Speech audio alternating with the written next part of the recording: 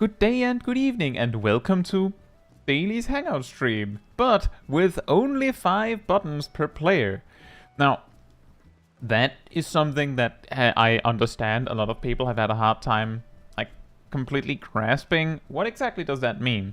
Can I do this? Can I do that? How can I cheat? In fact, as a matter of fact, every time I've brought up this idea, almost the first thing that happens is someone butting in what if I use 5 macros? Or what if I summon EOS before the duty starts? And so on and so forth. So let's start with the rules.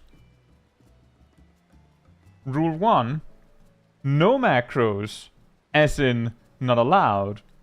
You might be saying, hey, but I target my cards with macros, or I use a macro for Dragon Sight. Too bad. No macros. Completely off the table, no macros. Rule 2. A button means you have basically one of these slots, right? Which means that if I choose... not even a mouse over macro, nope. If I choose Fell Cleave and Infuriate, if Fell Cleave turns into Inner Chaos, that's still fair game because I'm pressing the Fell Cleave button. That's okay. So when I say 5 buttons, I mean you're choosing 5 actions essentially. And whatever that means, whatever those buttons do, those are the buttons you have. Rule 3, you are not allowed to benefit from a button you did not pick. That means is if you're a tank and you think you're real smart, you use Defiance and then we queue, and among your chosen 5, Defiance is not. Then you have to turn off Defiance when we're in the duty if you did not outright choose it. If you're a scholar or summoner and you did not choose your summon, then you're not allowed to use it. And so on. You have to choose the buttons that you're using. And no exceptions. Which does indeed mean that tanks in some capacity might just flat out be, well, I only have 4 buttons because I have to choose tank stance. But it actually leads to some interesting considerations because at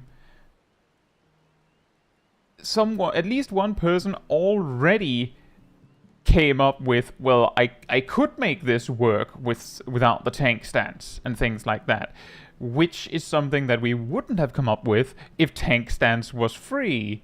It's not. Sprint is also not free. That one you also have to choose. I don't recommend using one of your 5 slots on Sprint, but, I mean, if you want to. That, I think, is all of the rules. Just before I move on from that, is there anyone that now is thinking, can I do this? Am I allowed to do this? Then mention it in the chat. With that said, hey Tiny, hey Giraheen, hey Ham, hey Gazel, hey Fatman, hey Philippe, hey Vince, hey Derby, hey Aerodel, hey Bob, hey Stroller, hey BSR, hey Weather Witch, hey Shirakai, hey Derby, hey Kazu, hey Licky, hey Warcraft Traveler, hey Cole, and hey Six. Hope you're all doing very well. Who needs EOS anyway? I spent all of my slots on mitigation. You can. You can, if you want to. And in regards to myself, I will, of course, be choosing my builds as we're here. The way we're going to do it is, on this particular occasion, we're going to do Expert Roulette, then level 90 dungeons, and then we're going to do, I think we'll do Expert Roulette and then level 90 dungeons 2 more times, because then I have the capacity to show off at least one setup for each role of, the 5 different roles according to the game. Tank, healer, melee, physical ranged, and mage. So that you can see that there is something that works in every role. And when we've done that, we'll do some of the other roulettes. And, well, we'll see how far we get before it starts to get late, or before the servers just explode, because it sounds like the DDoS is still happening.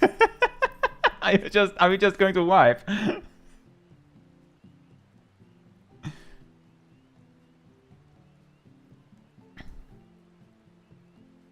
Is the right mouse button considered cheating?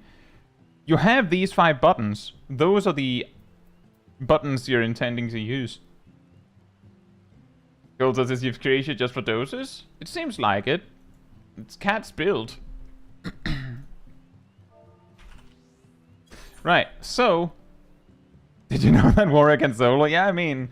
Warrior can, in fact, solo both of the Expert Roulette dungeons. It's just... Licky, it's just those 5 buttons. Also, hey Chester, hope you're doing well. And brother Nikolai. Actually, Nikolai, I don't know if it's over. It seems like some people are still having trouble. We're hoping that we get to game for a few hours as we do this silly challenge.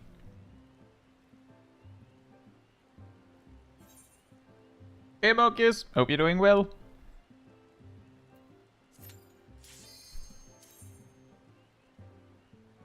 I didn't pick a movement button. Now you're being silly, Licky.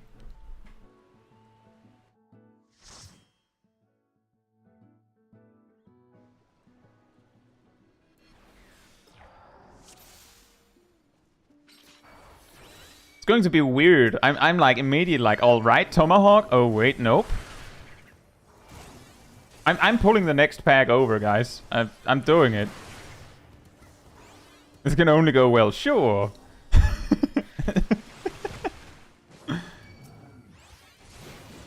I see no way this could possibly go wrong.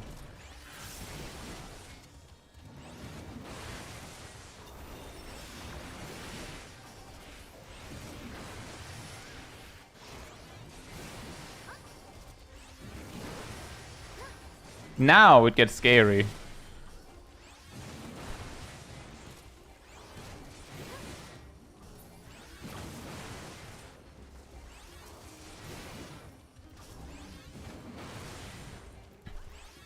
Thank you so much, Chester.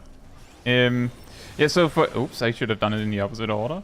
It does actually matter. It does actually help to like the stream. As far as I know, the algorithm does go like, oh, people are actually enjoying the stream, which sounds absurd, I know. There's a lot of people watching and YouTube just goes, well, they're not liking what they're seeing. But it as far as I understand, it does help. So it's very much appreciated.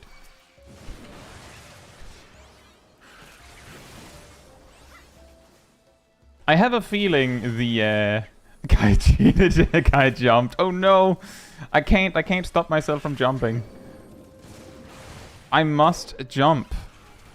Which one is it? It's that one. I forgot to put breathing on one of the 5 slots. Oh. This is weirdly cozy. And by the way, I did put on all animations so that if anyone ends up accidentally cheating, there's a chance we can see it. I don't expect anyone here to cheat, but you know. But if there's an edge that you have to jump to get over it, I mean, I didn't say that jump wasn't allowed, but I do see your point. Did everyone choose the blinking action? I can see that I should have made like an extensive list of auto-picked actions that you have to have.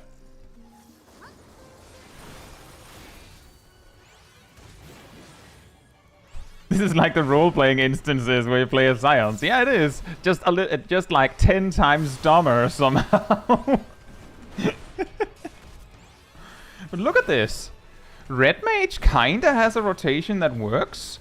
Sage has kind of an attack rotation that works. I don't know about Machinist, but it kinda works.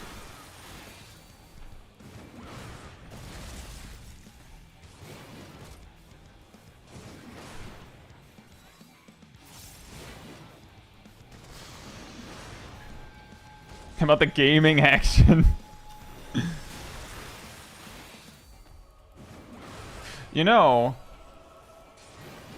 Cat, you didn't choose Keracholi, did you? It's not that I saw you use it, you didn't. It was more I was thinking, what are we going to do about AoE damage that piles up? Are you just going to Cardia? Just making it work with Cardia?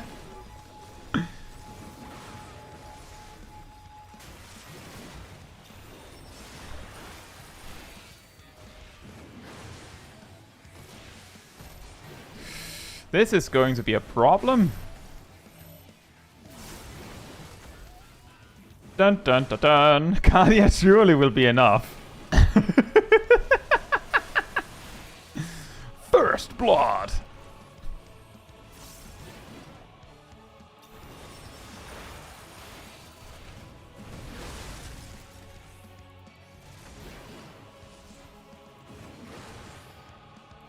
Double kill.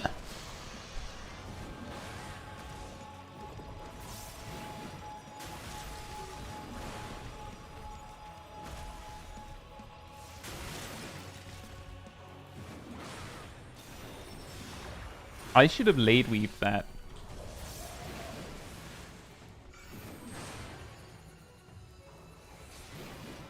This is going to hurt a lot.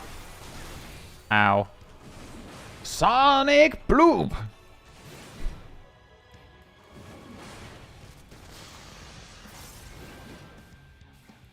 Oh boy. Oh boy.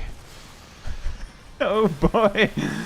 Bloodwetting. You've never had to work this hard in your life.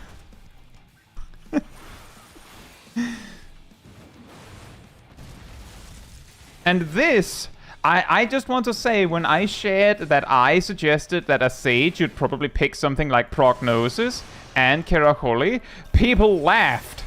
They laughed at me. Look at you now. Look at you.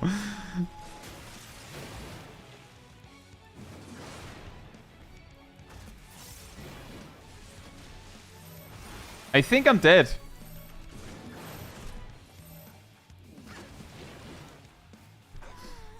All right.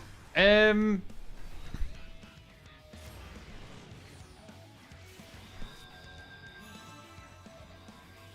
we try again? Or do we actually need... Does anyone actually need to change something in their build? In the group?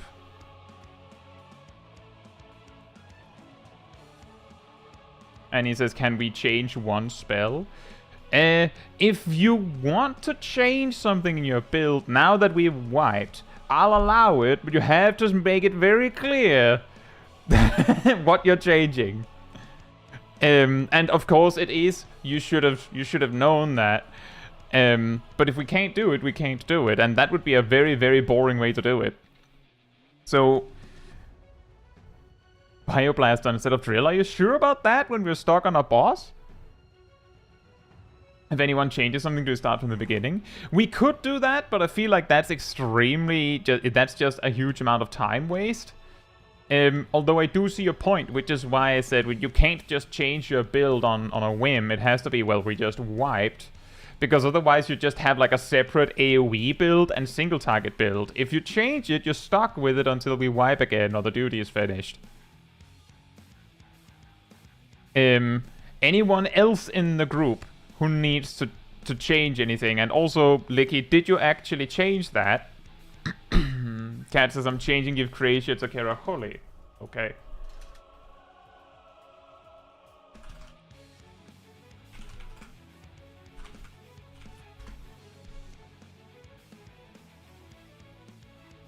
Just kindly ask a tank to single pull. What? How does that work in low-level dungeons when you don't have any AoE? I think what you're missing is a Scathe Mage. Yeah. Seems like everyone else is good, and he says I return to Drill. Okay, so no Bioblaster. Holy, holy, holy, holy, and Medicato. You know, the weirdest part is that just might work. They beat top with no healer. This should be easy. You know, it would... I could probably have done it If I had like maybe didn't need Defiance, I could have had like Equilibrium.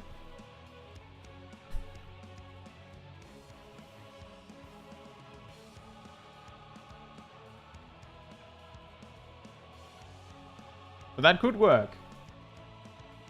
No glare, only holy. Yeah, I do realize that Ham's point that what if you change something, do I have to take it from the start? We could do that, but by making the requirement to change your build that we wipe, it means that you're still heavily disincentivized to do something really stupid and then being stuck with it until we wipe. Like, just make sure that it is locked behind something that you don't want. We don't want to wipe.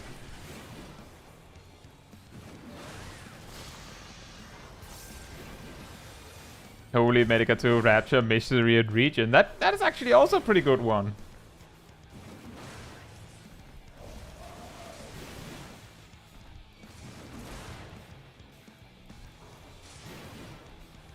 Six, I would say under pretty much all circumstances, a long cooldown is a terrible idea. You get 2 triple casts in a 2-minute window.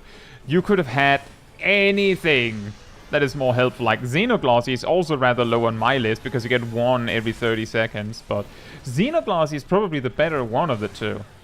But with only 5 buttons, I think Thunder 3 would be better, or Paradox, like Fire 1.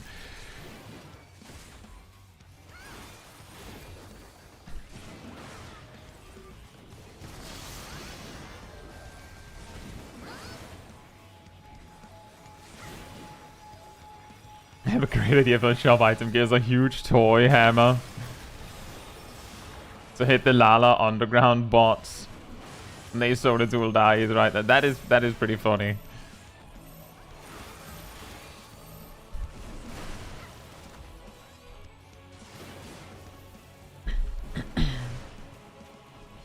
Not big cooldown, so Scathe is still the option. I mean, I don't think like as Black Mage, I don't think I would choose Scathe. But it's it's not the certainly not the best option.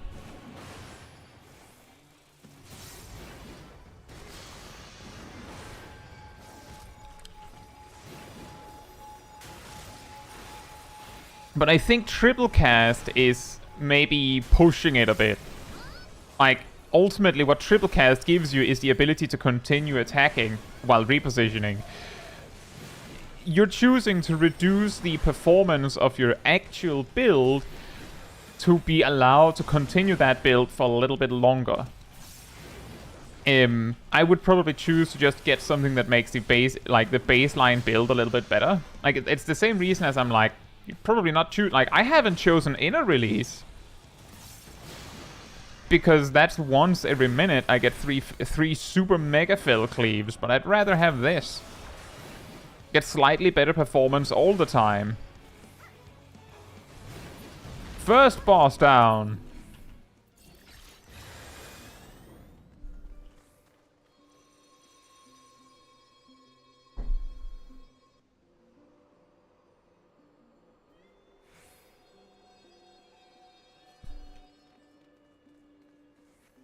Cool, so I'd probably go for Thunder 3, High Fire 2, High Blizzard 2, Fire 4, and Foul. Yeah, that could work. Yeah, if you don't bring Freeze, then you have no way of generating Umbral Hearts anyway. And if you can't do that, then there isn't, like, any particular interest in, like, grabbing something like Paradox so you can stay in mode for longer.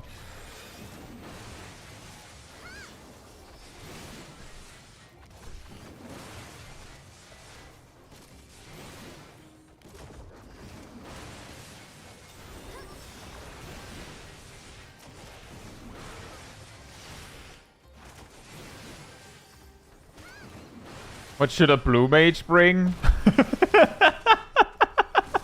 Yeah, that's pretty funny. If you only had 5 slots, would you, as a blue mage, actually pick Ethereal Mimicry? I don't think I would. Hey, Zach. Hope you're doing well.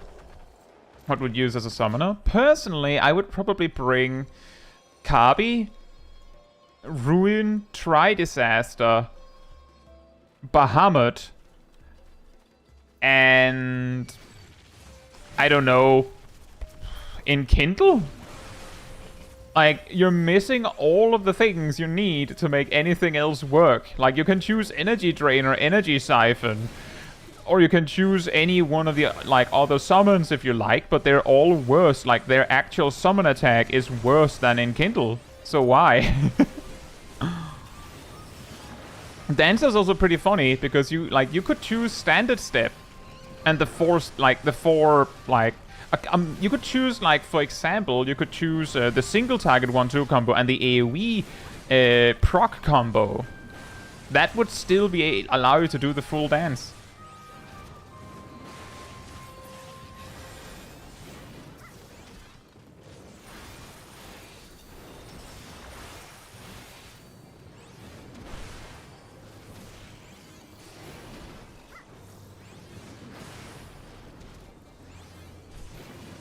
What do you bring as Astrologian? Yeah, you're probably not... I mean... I don't think you're bringing cards as an Astrologian. I don't think you are you? Yeah, basically with Summoner, the best you can do with 5 buttons is a really good Bahamut phase. That's all you have. Because you need more than 5 to do pretty much anything else. If you had 6 buttons... You could choose Gemshine and a summon. So you could, like, choose Titan and Gemshine.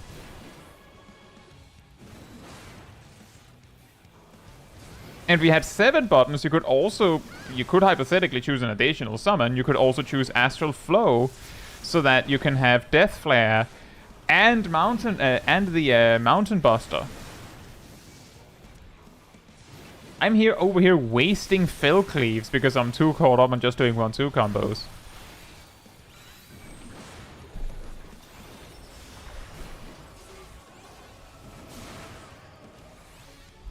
And you see the problem there, Caetsu, is that if you're running with this group, you would have to wipe to be allowed to change. So what you should do is aim for something that is a little bit middle of the pack.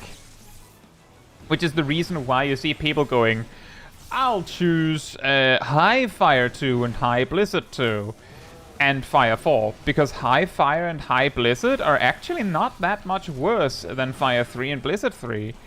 And Cole also saying, like, you might also bring Foul. Again, Foul isn't that much worse than Xenoglossy.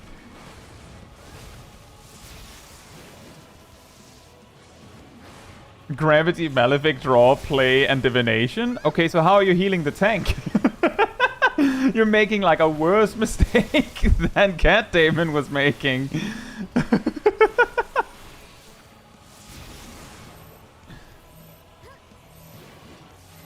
What was the rule on buttons that change? If it's this, exactly as Vince says, if it's the same button, then it's okay. If, like, for example, with Astral Impulse, that's the reason you're picking Rune 3.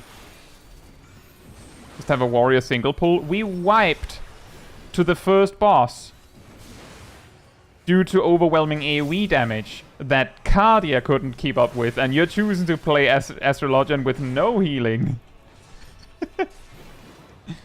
No macros, no. Macros are completely off the table. Even if it would be convenient, you could cheat with the macros or no macros.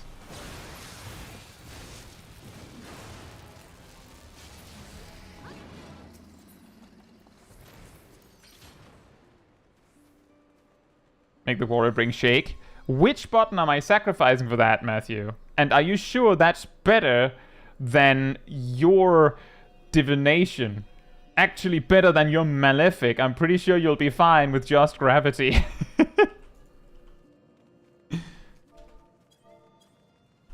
If you start going, make someone else do it, then I posit, make you do it. You're the healer. Why can't you do it? My build works. Your job is to heal the group. My job is to heal myself.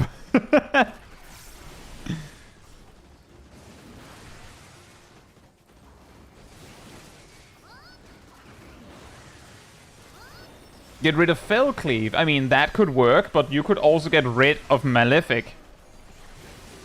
You choose, like, I have an AoE combo and a single target action. You have an AoE and a single target action. One of us would have to yield then.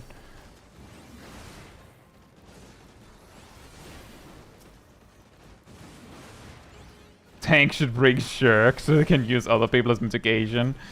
Are you doing that instead of tank stance so that you don't get too much enmity build up?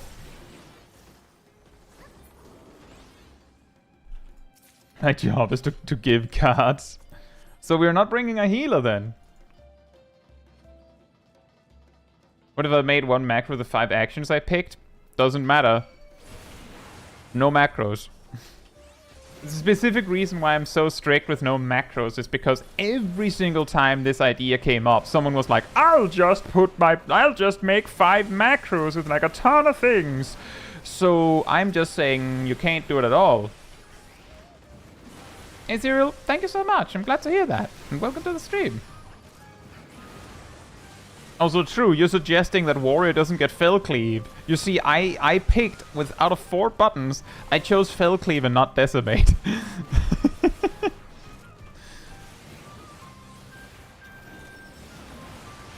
I'm sure that my DPS squad is very happy they're not a melee right about now. Me just running around. I'll bring Limit Break.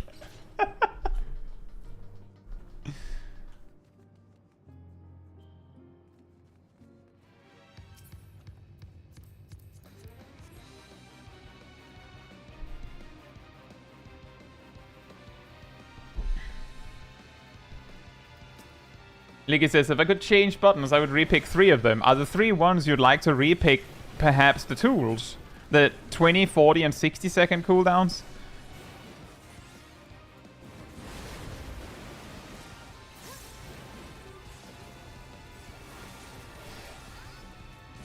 I don't know, Cyril. I'm on EU. There's... like, I've had no issues all day. But a lot of people have said they have a lot of issues. And some people are saying that they straight up can't connect to Chaos, which is where I am. But I'm a little bit of the situation that this seems to be working. So I'm just going to, like, stay put. And then hope that things don't break further here.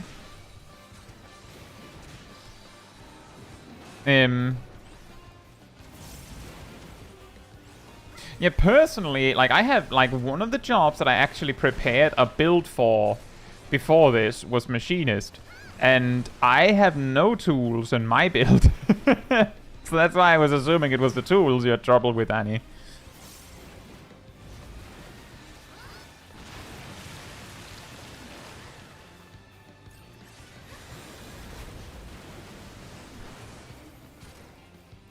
Yeah, it's actually wild how much you can make work with the Red Mage build. As is. Like, with just 5 buttons, you have the full melee combo online. Oh, whoops.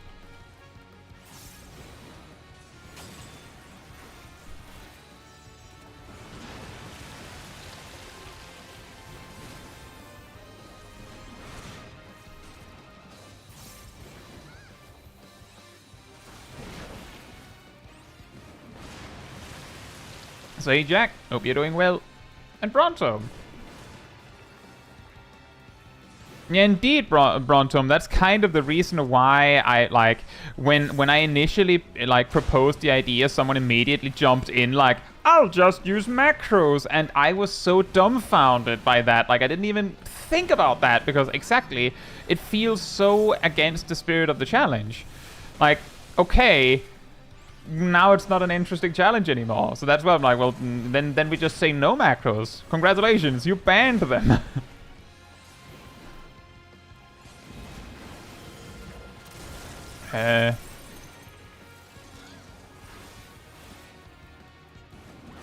What did you choose for Red Mage again?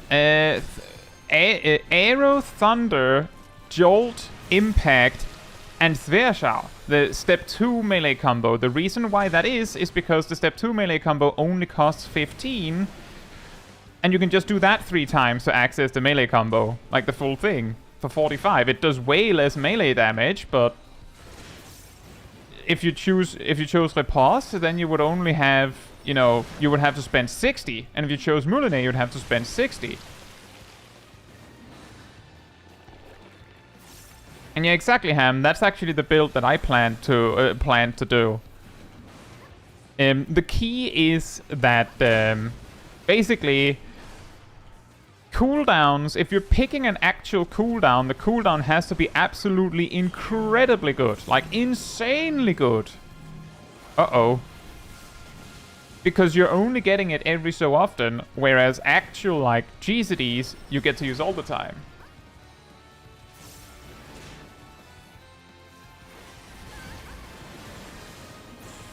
Nice. Very nice. And we had one wipe, and we had to do a little bit of changing. Cat Damon had to change a button. The tip here, as we go into like the next thing, is if you're a healer, you should at least have one AoE healing button for your own safety. Let me just go over what the builds were again. You know what? I'll just post them in the chat.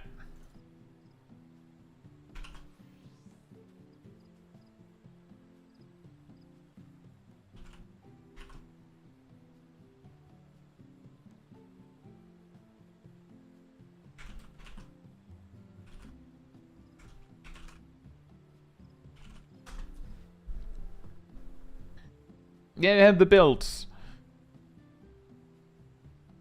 Could spamming a single target heal work instead of an AoE button?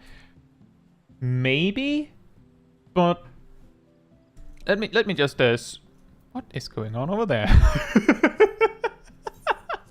This is just a lock I didn't even notice.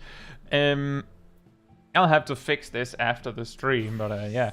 So the reason why I personally, when I was putting together my Sage build, said I would rather have Prognosis than Diagnosis is because Prognosis heals for 2/3 the amount that Diagnosis does.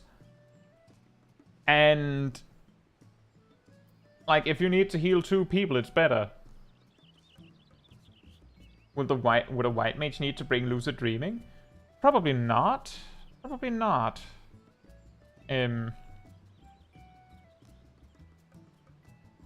I doubt that that would be necessary, at least. If you pick something like Rapture and Aflato's Misery, then you're probably fine. You don't have presence of mind to, like, eat your MP in the other end. And also that, as Ham says, like, if you actually went that low on MP, you should probably just stop casting. Like, that's probably the better choice. Yeah, that was also a smart move, Cat. It made sense because we wiped, not because I was dying. Actually, everyone else died first. Right. So what I'll do, so I started with tank, but now I could do whatever of the 4 remaining. And yes, I have a build for each.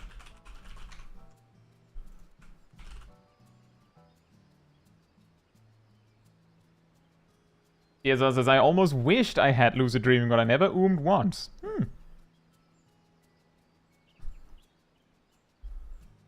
Yeah, if we have 3 other people that want to join, like for the second round, then we'll rotate people as usual.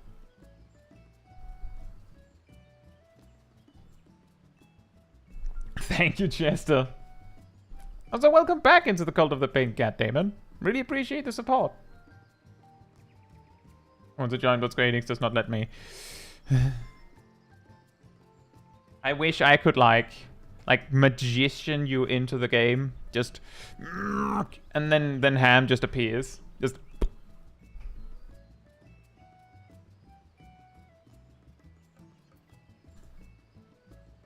I need to see what a ninja build would look like. I haven't prepared a ninja build. However, if I was playing ninja...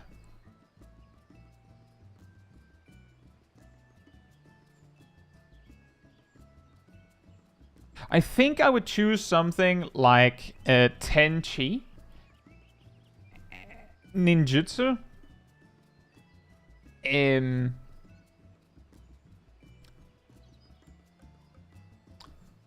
that's 3 buttons. I don't know, like Huraijin and Death Blossom or something. Like it feels like Ninja is really in trouble there. Ham says Ninja could be 1, 2, 3, 1 Mudra and Ninjutsu. Yeah, you could also do 1, 2 Tenchi and Ninjutsu, that's true. I wonder if... Nah, you're probably right that 1, 2 would be better. Like, the key is, if you only have 1, 2 Tenchi and Ninjutsu, then you don't have Futon. But Futon is not, like, it's not good enough. Why bring Tenchi when you can bring Tenchi Jin in 1 button? I mean, you would also have to bring Tenchi and Jin separately. Well, it looks like I am playing Mage. So, I just want to highlight for a second here that I made builds before this. But my planned mage build was exactly the same build as BSR. Like, exactly. So I'll do something else.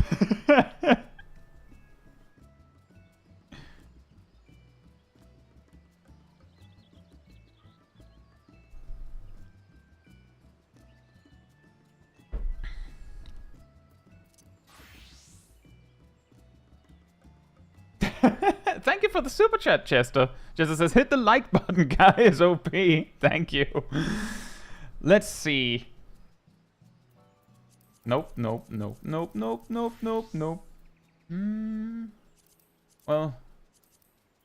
let's start with removing the buttons that I know for certain I'm not bringing.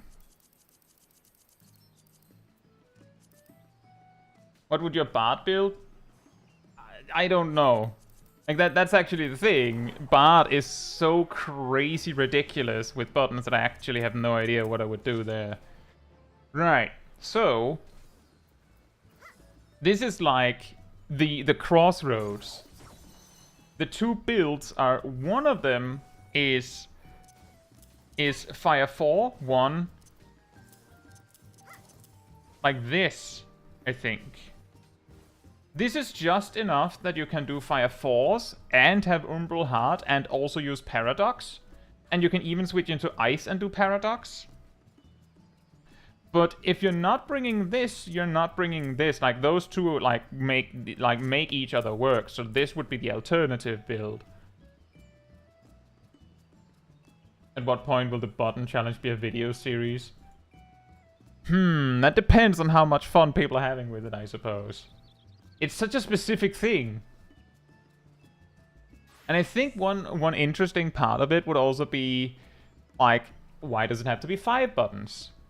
But I do think, like, exploring this gives us a lot of insight into, like, what buttons would you pick, right?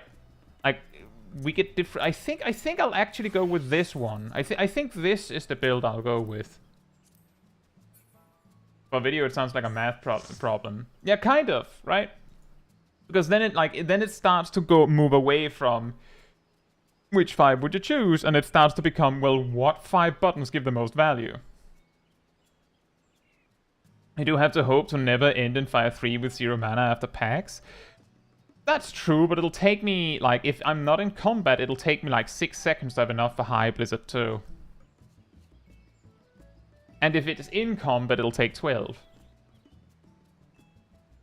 I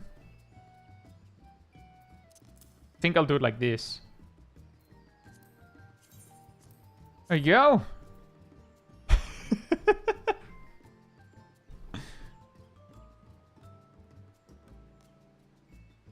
No instance and no Umbral Soul. Yeah, exactly. Every time there's a significant amount of nothing, I'll just have to start over. Right, so what builds do we have for our 3 combatants here?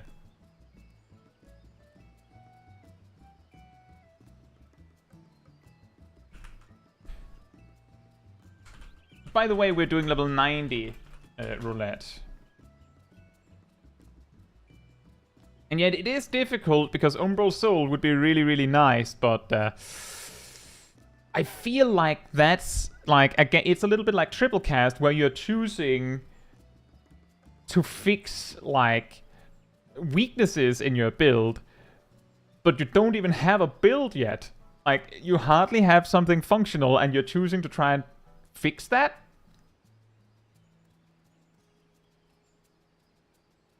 That is true that Xenogloss is a huge part of the damage, but specifically choosing Paradox allows me to fit more Fire Force, which is a more substantial DPS percentage of the rotation than Xenoglossy. I will be able to stay in fire for longer. That is like my logic.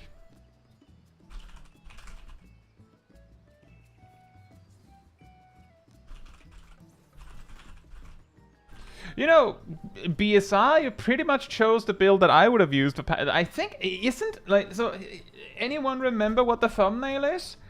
Holy Spirit, Total Eclipse, Prominence, Holy Shelter, and Iron Will. Like, I made that thumbnail with that build, specifically was like, that's pretty good. Genius.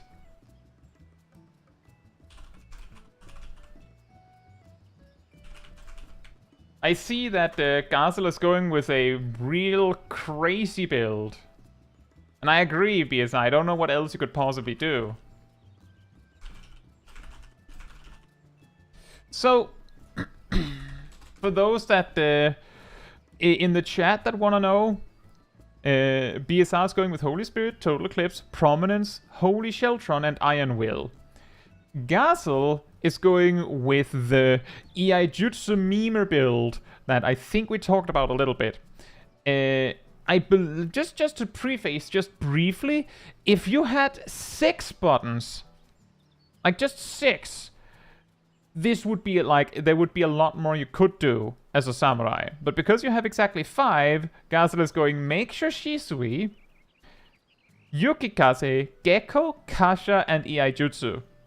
Yes, just the combo finishers. Make-sure Shisui and Iaijutsu can be Data Setsugeka or Tengagoken as you need. And Cat is going with Glare, Holy, Azai's, Regen, and Medica 2, which I think that is actually pretty safe. The only danger is if we ever need to deal with burst damage, which I don't think we will. Also, hey Catch, hope you're doing well.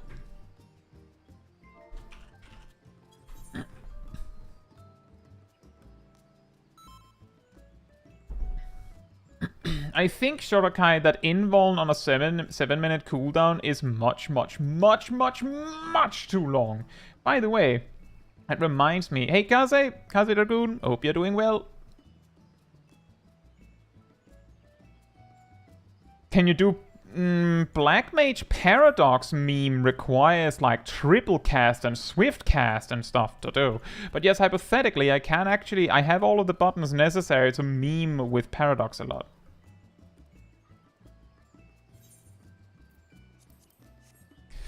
Gazel says, is food allowed? It is allowed, but, I mean, we haven't needed it, so you don't have to, and I don't plan to unless we need it.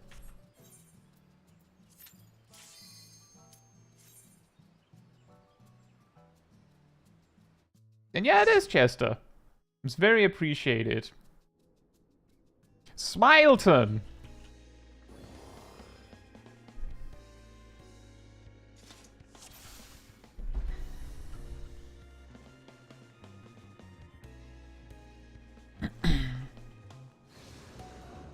Why would Surecast be needed for Infinite Paradox 6? Oh, Sharpcast. Yeah, I suppose so. Like, you'd actually need a lot of things to make like, the thing is, Paradox meme uses... Oh, I didn't slidecast that well.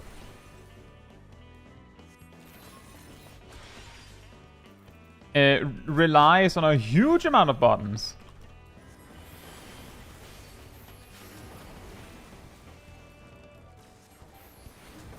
I have a functional AoE rotation, do you see it?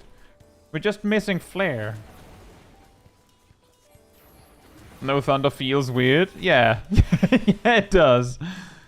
It's even weirder when I just, like, casually walk up to the enemies and just spam spells because I can't do anything else.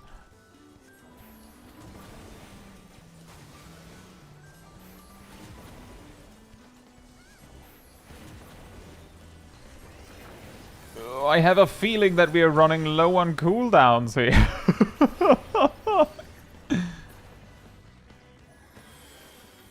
I don't have transpose, so those umbral hearts are just going poof.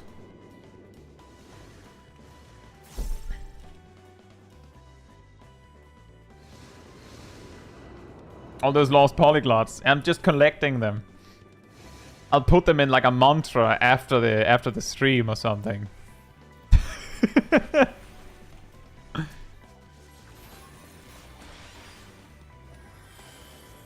Like right here, it would be really nice with a foul to just insta-cast, but I think I'll appreciate this build when we get to the boss.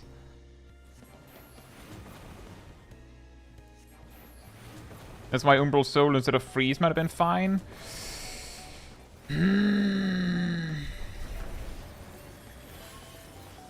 The thing is that Umbral Soul would be really nice to like jumpstart the rotation. But once we get to a boss, I would appreciate having the ability to build Umbral Hearts. What would Monk look like? Actually, Monk is one of the jobs that I have a build for.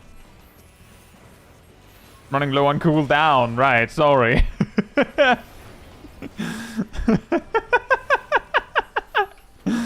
BSR's running out of singular cooldown. Dragon Kick and... yeah, I mean... Actually, just bringing Dragon Kick alone is already a really, really good start with Monk. Are there some jobs that would be impossible to play with just 5 buttons? Well,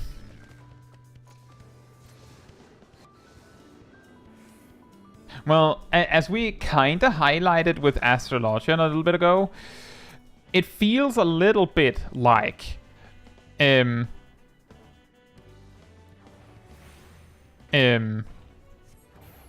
Astrologian wouldn't really be able to use. Like it would be so bad that it might just be objectively better to play as a white mage instead. And that's pretty dire when it's that bad.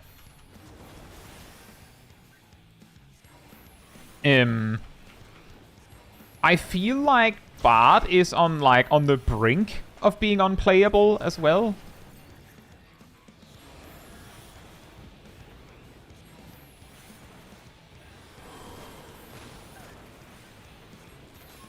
Bard would just end up playing as Archer, yeah.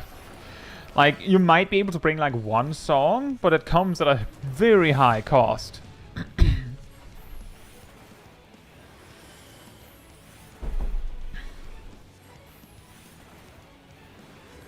But I think you can make something that works for any job. It's mostly a matter of, like, comparatively speaking, how much would you rather be anything else? Like, you could have chosen a better job, so to speak, I suppose.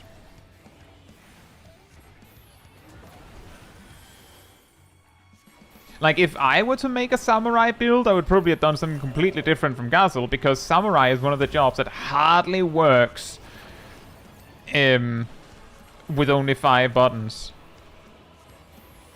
Like, you're choosing between actually having a functional combo and having access to Midare Zetogeka. Which is very dire.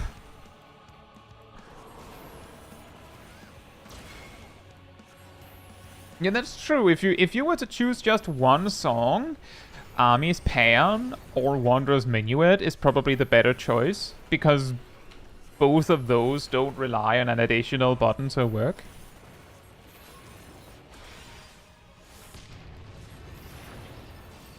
By the way, this actually kind of works. This kind of slaps.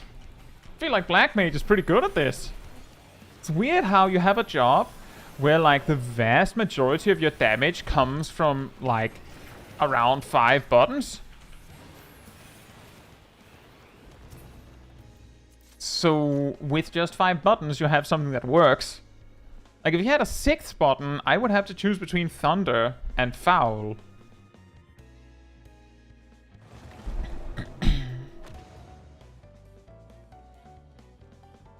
Also, hey Leah, hope you're doing well. Yeah, Flare might also be good. I think I wouldn't choose that. I feel like High Fire is actually really good. High Fire is actually good enough that, like, for AoE, if you're not using triple cast at a certain, like, enemy count, High Fire spam is actually better than, like, just spamming High Fire until you can't anymore, and then using Flare is actually better than, you know, doing 2 flares in a row. That's not, like, particularly amazing, but it's good enough that, like, High Fire is almost... I didn't stay in long enough. I think this still works. I think this is fine. But, like, High Fire is almost good enough that you won't really miss Flare. So I think Foul would actually be the much better choice in that context.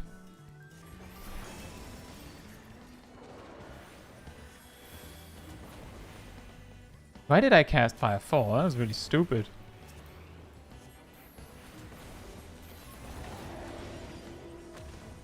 Yeah, Thunder would be really good. Looks like my loot is locked. You see it? Thunder would be really good. Foul could also be really good as a 6th button.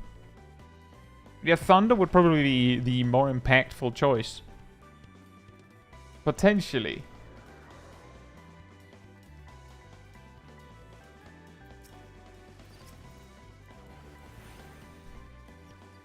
Bruh. The line of sighting. Oh, man.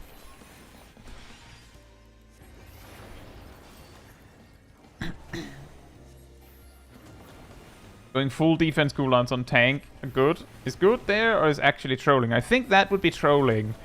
Because the thing is, how are you going to hold aggro? Having a bunch of defensive cooldowns is completely meaningless if you can't actually make the enemies target you. But it would be funny.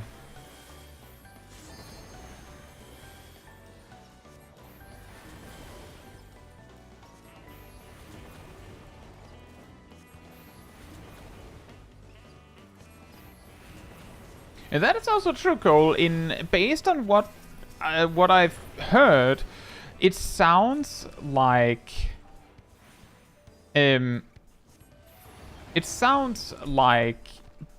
Fire 4 and Blizzard 4 becomes 1 button in Dawntrail, and Freeze and Flare becomes 1 button. Which would mean that I would get, like, this build would just get upgraded with Blizzard 4 and Flare. Just this particular build we're sitting with here.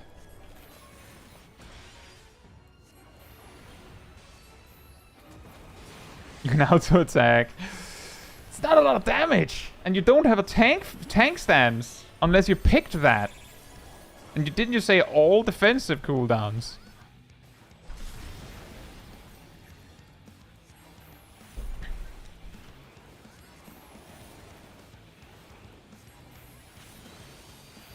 But I don't see any need to go full defensive cooldown on a tank. Like, if depending on what tank you choose, 1 defensive cooldown seems to be all you need.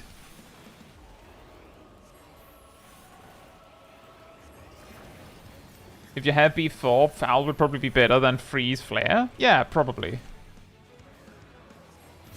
I agree with that. Does right-clicking count to auto-attack count as a button?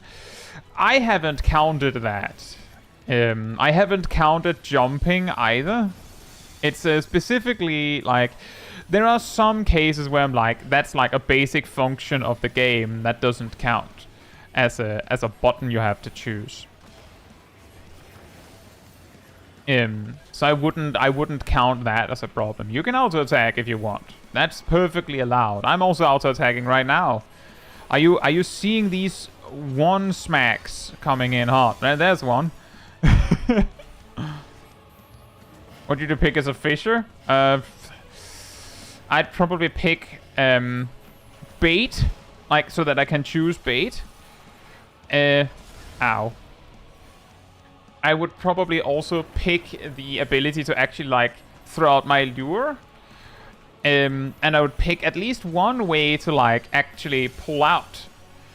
So I can get my fish. And that's already 3 buttons. So after that... And that kind of depends on what I'm fishing, right? If I'm fishing like something where I need a lot of it, I'd probably choose, you know, the option where I can fish like multiple fish at once. And if I'm choosing something where I just need it to be very specific, I'd use something I need for that.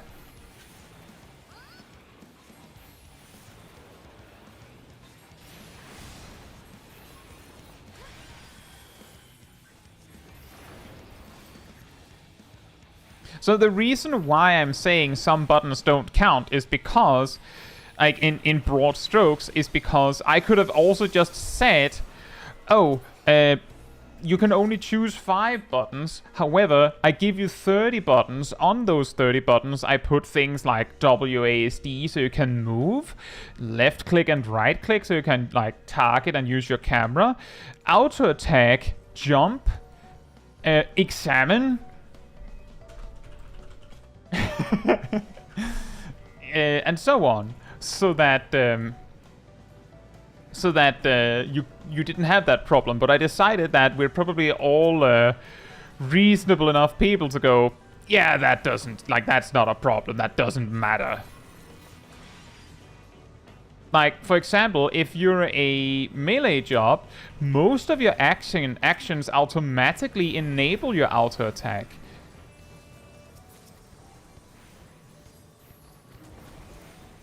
Hey Meowsert, hope you're doing well. Do you ever have to jump in a dungeon anyways?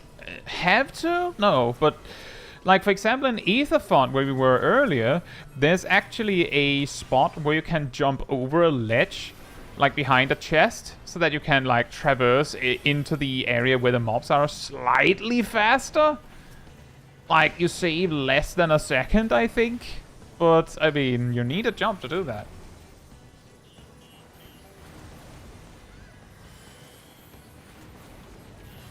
Speedrunning strats. Pretty much.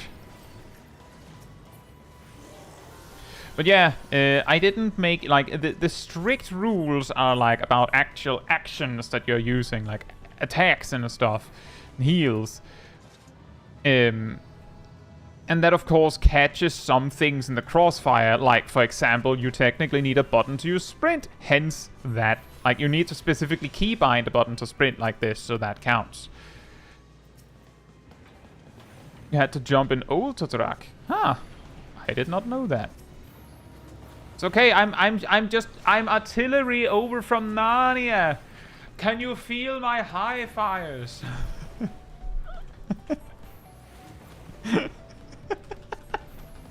Oh, hey, Gazel. What are you doing here? Oh, that's amazing comedic timing.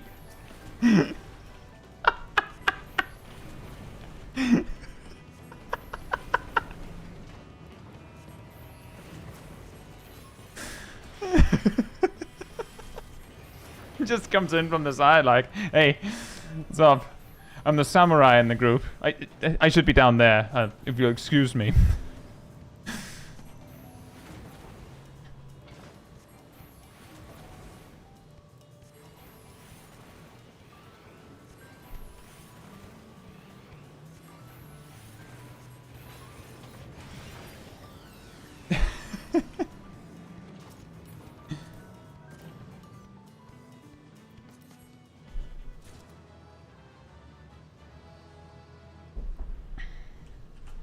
I don't remember if there's a ledge to jump over with old Totrak.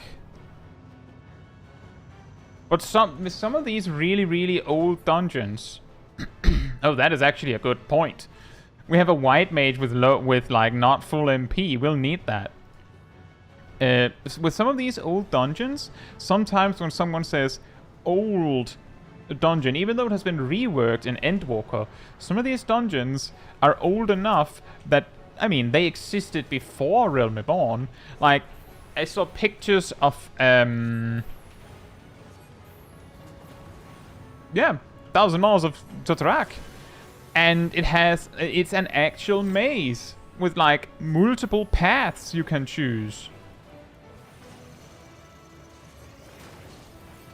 So it wouldn't surprise me if the preferred path happened to have a point where you have to jump over a ledge or something.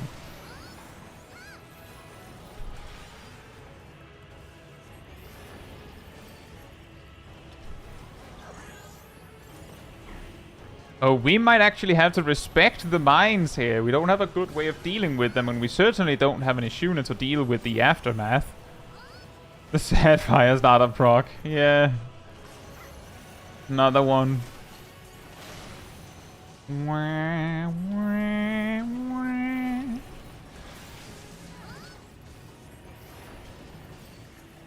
Was jumping ever added in actual 1.0? I don't know. Was it? Could you jump in 1.0? Any knowers?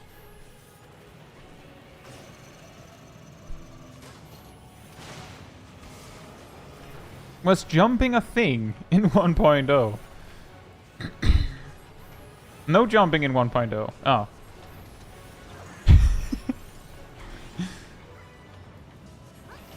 Hey, Jonathan. Hope you're doing well.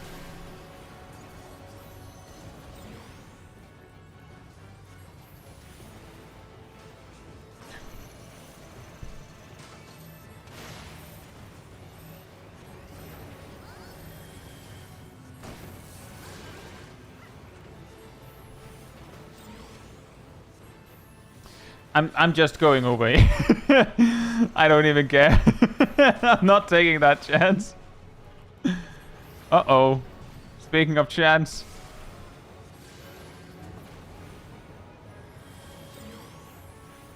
Uh-oh.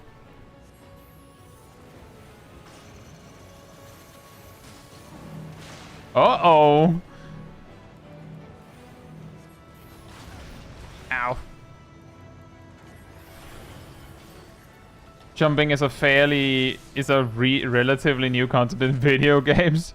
I remember in Guild Wars 1 that I was completely shocked, as I recall, that you could not jump in Guild Wars 1.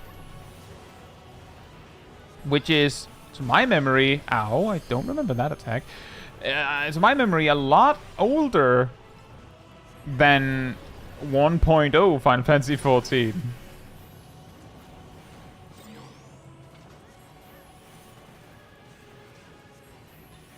Oh, this is actually a little scary.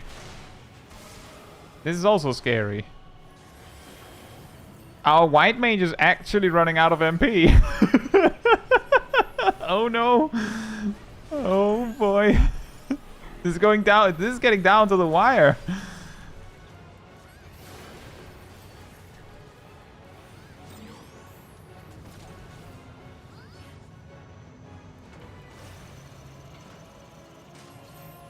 Oh dear.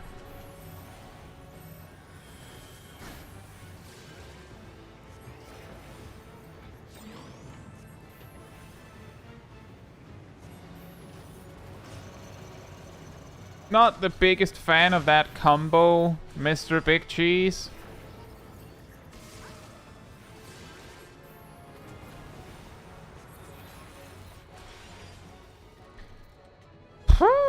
That was interesting.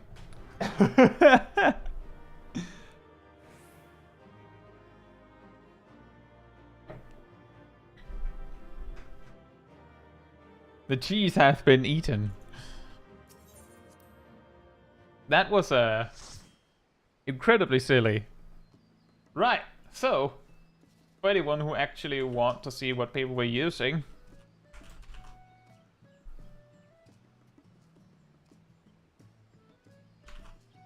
Orb!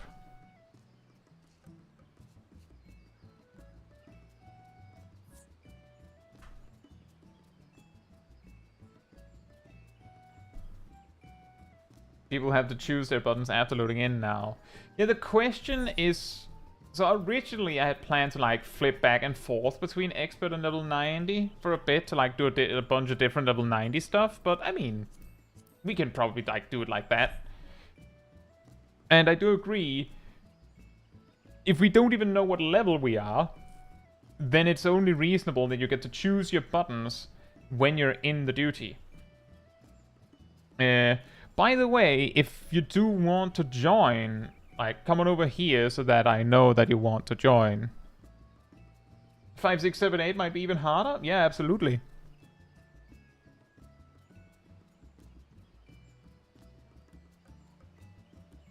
The 0 button / AC type razor version would be very funny. That would be insane.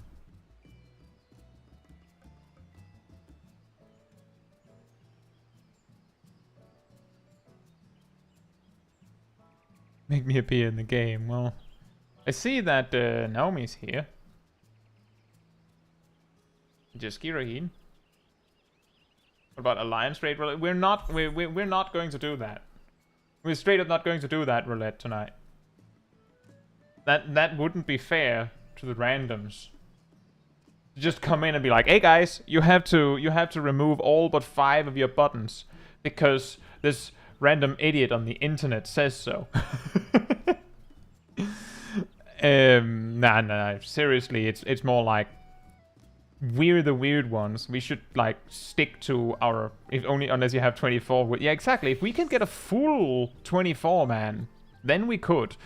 But I'm not going to do something like this with strangers in the group. Also, hey, Israfility, thank you so much. I'm really glad to hear that. And welcome to the stream. I bet people would join that party finder. I have a feeling, like, I have a sneaking suspicion that if randoms who don't know the premise in detail would be using macros and stuff anyway, and then when called out on it, they'd be like, oh, I didn't know. So, like, it's a little bit important that we have everyone and we know everyone knows what they're, like, what's going on.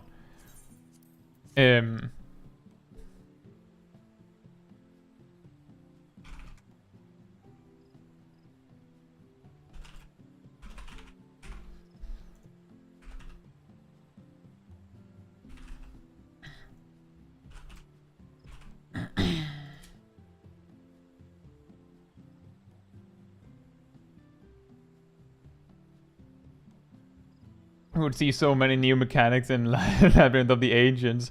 Can you imagine how many times we'll wipe to greed on Flare?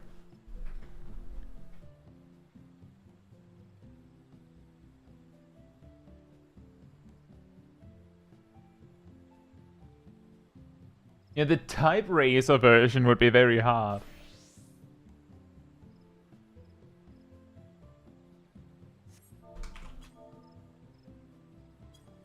Castle in game says, I thought one of the Samurai AoE rotations is a cone attack. Fuga at level 26 is a cone in front of you. At level 86, it upgrades to Fuko, which is a circle AoE.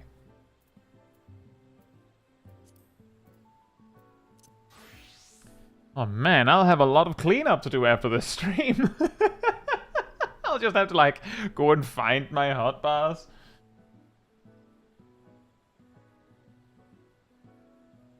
I sure hope you remember all the action names and how they're spelled exactly. Isn't it a good thing that they kind of just forget about accents and stuff over symbols when they're trying, like for example, Expiation doesn't have the correct accent over it?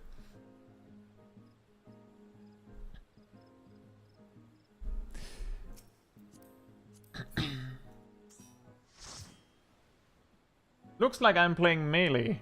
It's a pretty massive landslide victory there. I'm playing melee DPS. I have a build I don't think we have a monk yet. But I can play my monk build without feeling like a copycat.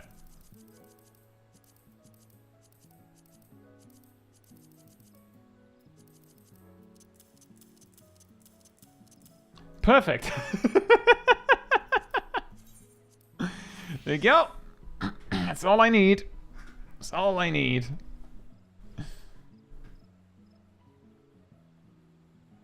Although, when we get into the duty, if these don't exist, then I have to change to something else. So, you choose your jobs, and we'll zone in. And then we'll take a few minutes to figure out what people are using. And we don't pull before everyone's ready.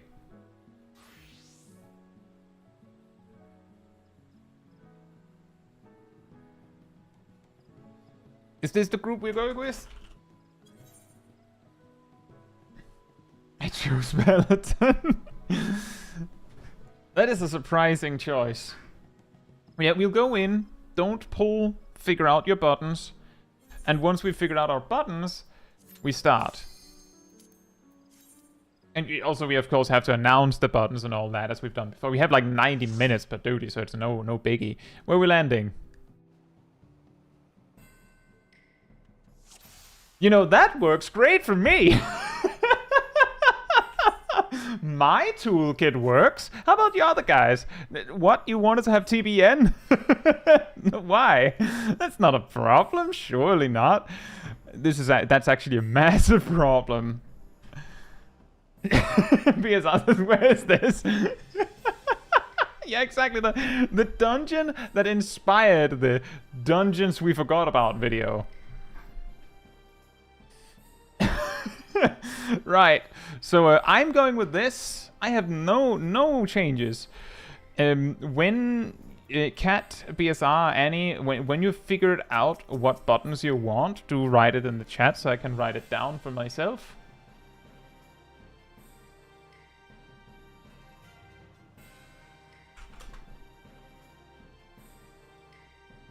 No, the one with the bananas on the first boss is a normal version. I think is it? It's a really weird dungeon. Cat says, do I go no cooldowns? Might be a good idea to wait a sec and see what Neff chooses before you make that decision, Cat.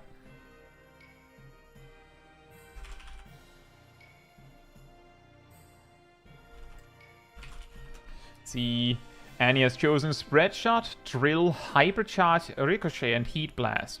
You know, that I can see that. That kind of works.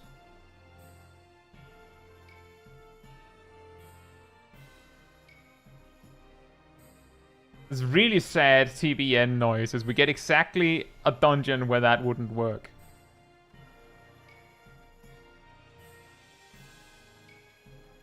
BSR? Cat?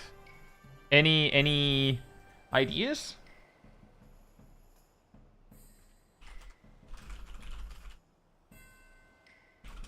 Right, just reiterating, Annie has chosen Spread Shot, Drill, Hypercharge, Ricochet, and Heat Blast. Annette has chosen Stone, Holy, Afflatus Solace, that's the single target version, Cure 2, and Medica 2, which I think is actually pretty reasonable as well.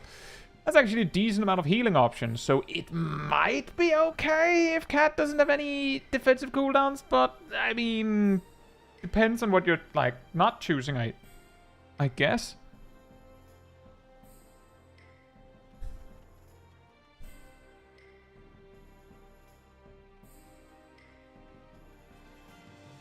It might also be good with Regen or something, but Nep, you chose that, and that's perfectly fine.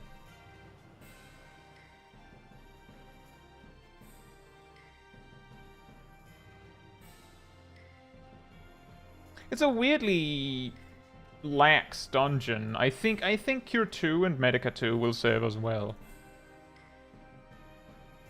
Exactly, Ham. That's why I was like, this is a level 60 dungeon, not a level 50 dungeon. If it was a level 50 dungeon, then I would have cut both of these, because perfect balance sucks at level 50.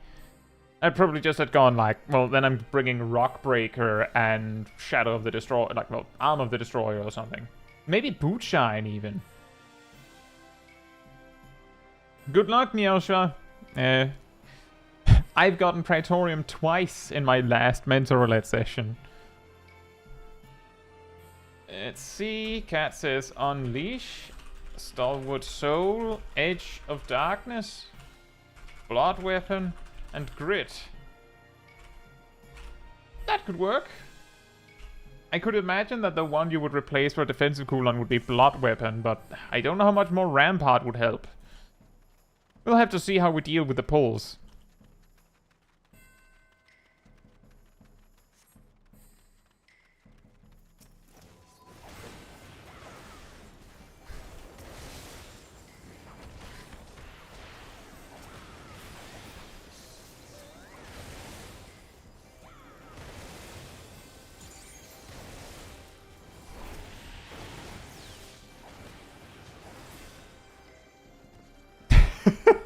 I choose Sprint, Limit Break, Swiftcast, Surecast, and Lucid Dreaming.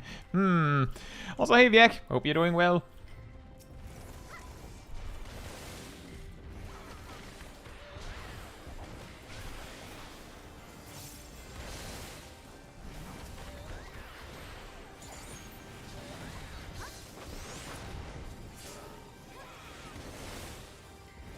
Oh, right, there's that weird stuff there that gives them stat boosts or something.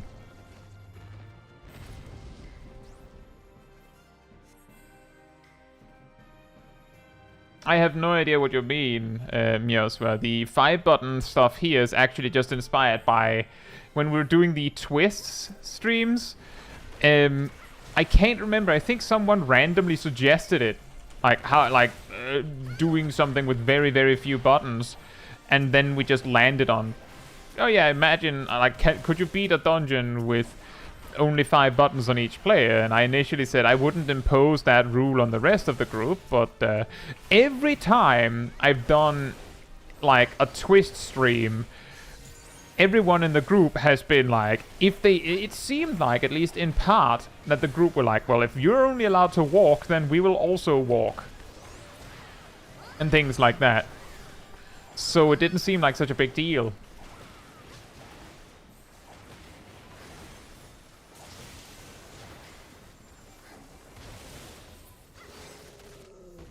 I don't see why people are confused. This is max amount of buttons Final Fantasy 14 allows. For Praetorium, you're allowed to use the mount actions? I don't know if we'll actually do MSQ roulette.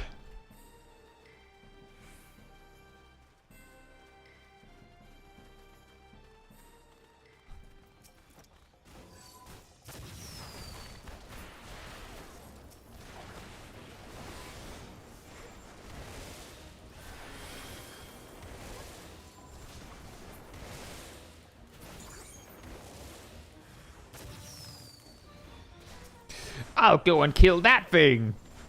Wha-bam!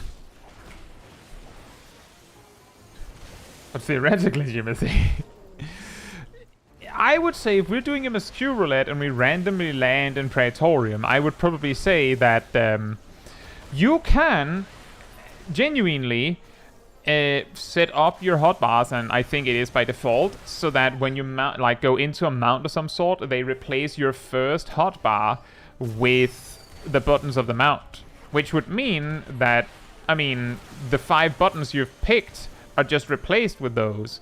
So I would make a really janky exception ruling and say, yeah, if you can use them, you can use them. No more shall man have sprint to carry him to the wall. Henceforth he shall walk. Not using 1, 2, 3, 4, 5 though. I mean, that's fine. That's exactly part of the reason why I'm like, I think I'll let that be an exception. You actually need the robot to clear Praetorium? I think you need the robot to actually kill the arms, because they smack you way too hard and push you back every time you try. And you do like 4.5 thousand damage with each of the blasts.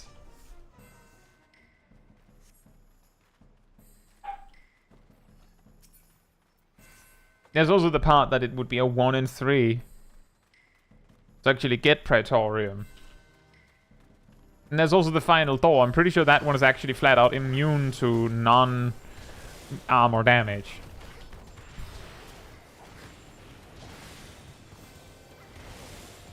Hey Shaq, hope you're doing well.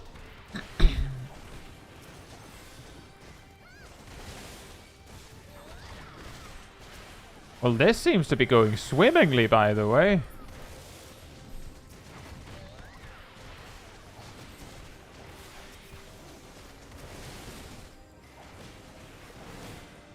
Ow.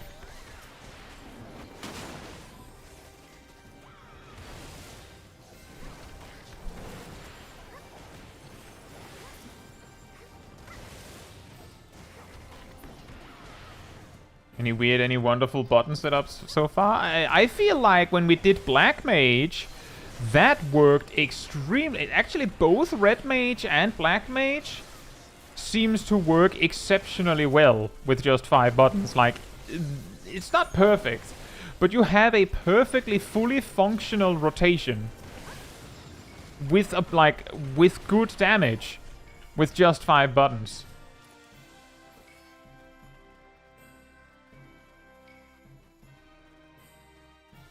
We also had the hilarity of Sage with no healing actions other than Cardia. It almost worked. It almost worked.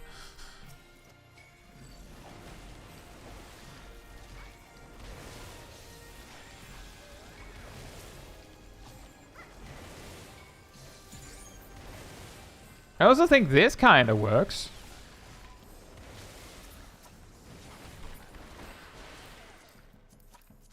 Yeah, the thing that didn't quite work with Sage with no healing options was mainly that the first boss in Aetherfont has way too much AoE damage. So we just get, like, run down by that.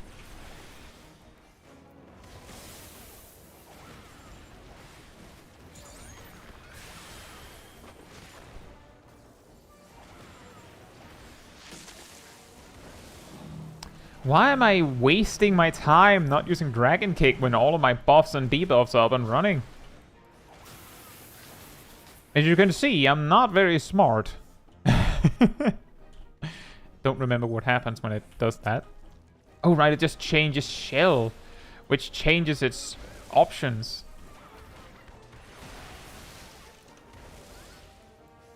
Hmm.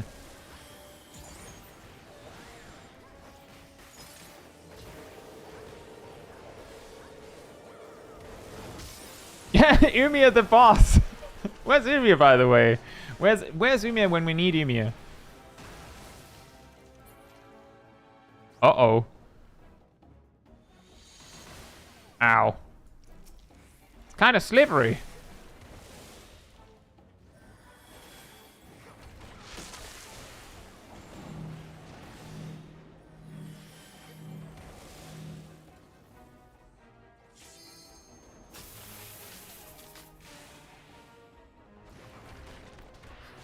I remembered just as the mechanic was wrapping up. Oh yeah, stand in the goop. Well, that's a sad perfect balance.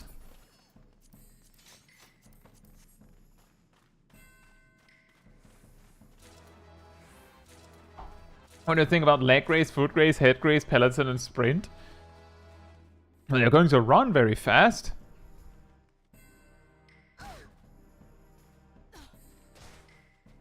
He's trying to do you in.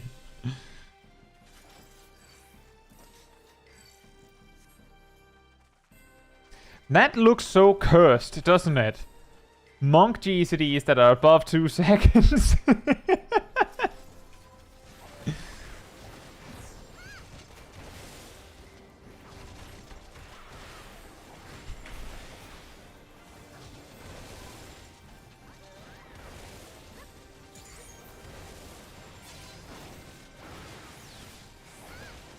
I should have just been using Dragon Kick. The 4-point doesn't beat Dragon Kick on 2 targets.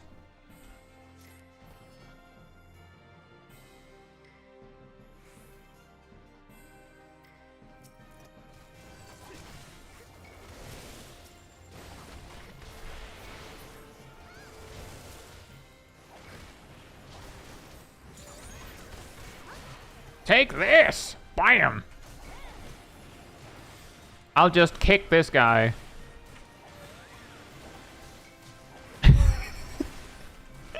I got it.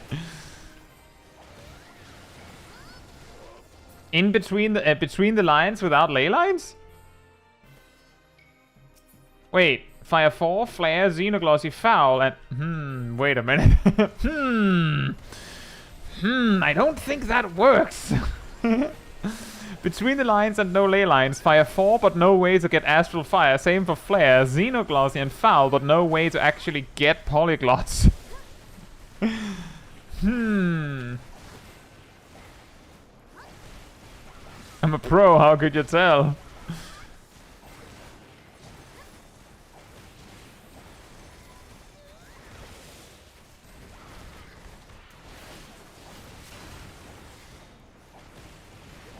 An attack called Madness, and it just does like 5k damage. I'd expected like Confusion or something. 0 button Black Mage. At level 90, do a dungeon as Black Mage at level 90, only using auto attacks. It's going to be a really, really long dungeon. That's what it's going to be.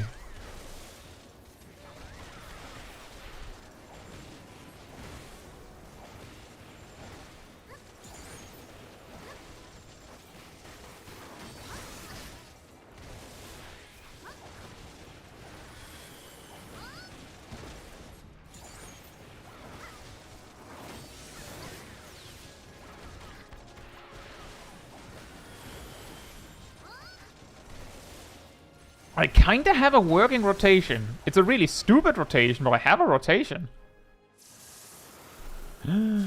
Look, it's Mistbeard!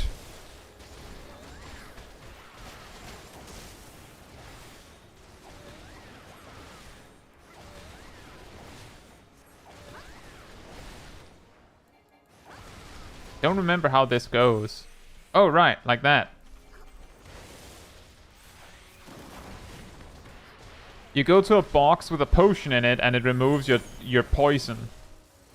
I believe the poison does whatever damage. So it could just not deal with it, and it's kind of okay. Just ethereal manipulation and bind it to all 5 slots.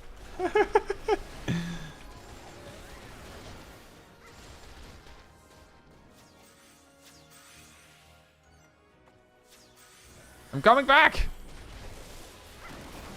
Kick! Kick! And kick! And super kick! Bam!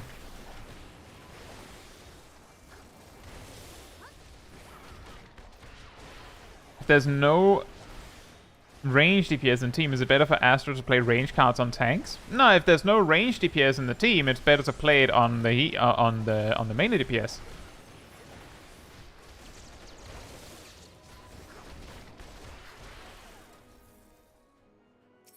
If you're no ranged, then it's better to play it on the melee DPS. The melee cards are doubly effective on tanks and melee DPS. The ranged cards are doubly effective on healers and ranged DPS. And if you have no range, it is still better to play your cards on the melee DPS over yourself, because Astrologian doesn't have a particularly amazing personal damage. Unless your melee DPS players really, really suck. But if it's down to choosing between yourself and the tank, again, the tank has to kinda suck, but I'm pretty sure it's better to play it on yourself, even if they're good. Like, if you're good, then it's probably better to play the range card on yourself over the tank. But it's rather like, that's a really specific situation, because then you're basically saying no DPS. Hey, Lunamil, hope you're doing well.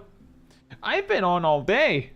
I logged in shortly after the maintenance, and I've not been kicked off. I'm very lucky.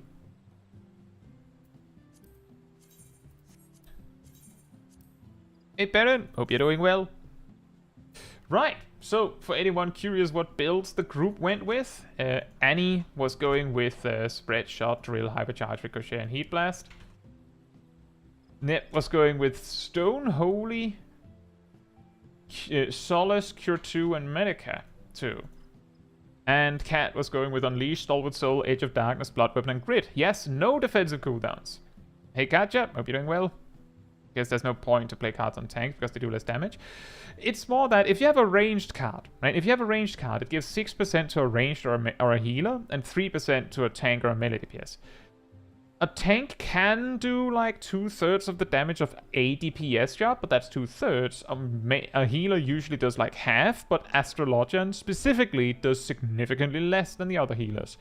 So there's a reasonable chance that you might not actually want to play the card on yourself, even if you only have a ranged card. But that's the logic. If you have a DPS to play cards on, then your tank has to be... Like, if you have a ranged DPS to play a ranged card on, you want to do that. If you have a melee card, it's usually good to play it on the tank. But if you have a melee card... If you have a melee card, should go on the melee DPS. If you don't have one, put it on the tank. If you have a ranged card, it goes on the ranged DPS. If you don't have one, then it goes on the melee DPS. It's kind of a specific situation for the tank to get the card. Melee card, good. Tanks do about... Like, if we assume everyone's playing well, right? We have to assume everyone's playing well. Then tanks can do about 2/3 of the damage that a DPS can.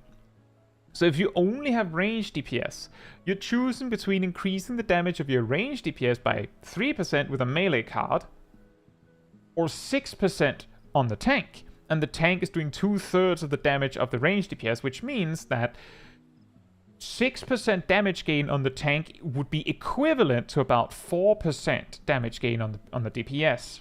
2/3. And 4% is more than 3%. And there you go. It's a little weird.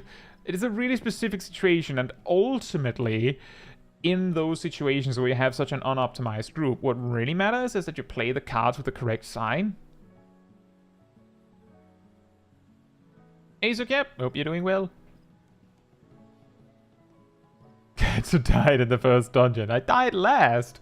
I was the tank. Right. So next up is leveling roulette. By the way, if you want to join up, just like come on over here so I can see who wants to join, because I can see there's also a group of people that just want to hang out.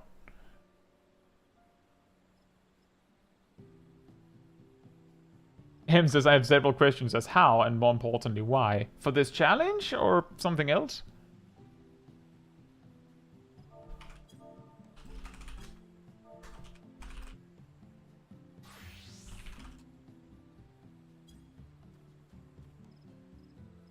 And that is also true. Dark Knight is pretty strong for cards. The 5-button stuff. So the rules we're playing with is you're only allowed to have 5 buttons on your hotbar. If you don't have a button on your hotbar, then you're not allowed to benefit from that button. Which means if you're a tank but you did not pick your tank stance, then you have to turn it off when you enter the dungeon or when we start pulling. So, for example, a scholar has to pick summon EOS to actually use EOS, as in to have it, otherwise you have to dismiss it. And things like that. You're not allowed to use macros at all. No macros allowed. And if an action, like the 5 buttons you've chosen, if they happen to change into something else as a result of something else, like, for example, Masterful Blitz here turns into like 4 other things, that's okay. You chose that button, that's allowed. So like that's part of the rules. If we wipe, like we actually wipe, it is allowed to make changes to your 5-button pick so that, you know, you can change your build to something that works. We had to do that on Ether Font because we didn't have enough healing options. But that's like an extra bonus rule so that we can make the build work if we mess it up completely.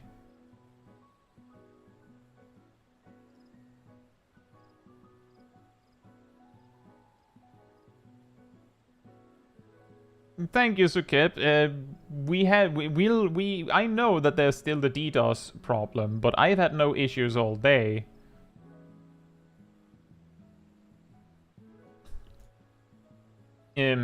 But that's basically the rule set that we're working with, which does mean that you have to like actively pick to like be able to do what you need to do and have like a functioning rotation. But given that we're doing duties where we don't know what level we are, and so we don't know what buttons we have to kind of go into the duty and then see what buttons we have before we can make our pick. So we take a few minutes at the start of the duty to choose.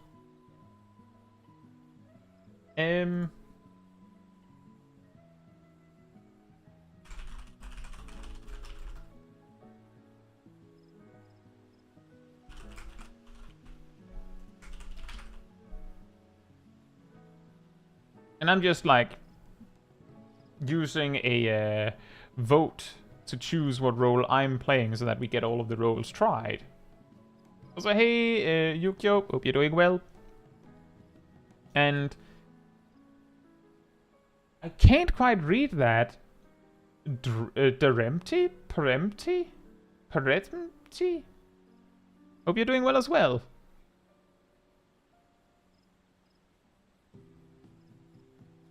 Yeah, that's the rule set we're going with. We're just basically playing game with 5 buttons each. And to make sure that people are not cheating, I'm trying my best to keep track of what buttons the rest of my group are using, but it doesn't seem like anyone wanted to want to cheat, because we're just cheating ourselves if we are, right?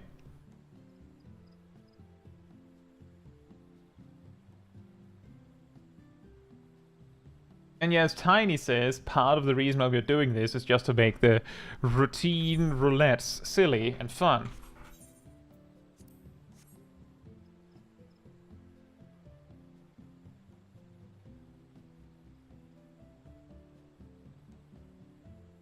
Oh yeah, Monk was really strong.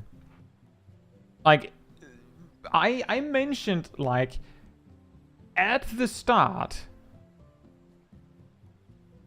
that choosing long cooldowns would be a terrible idea because you could choose buttons you could spam.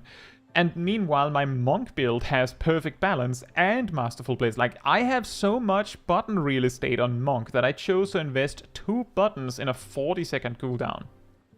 Another one in the middle? What do you mean, Bronto?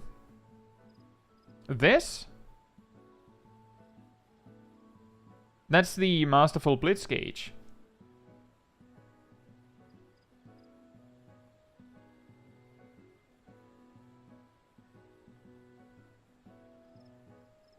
Oh, what do you mean?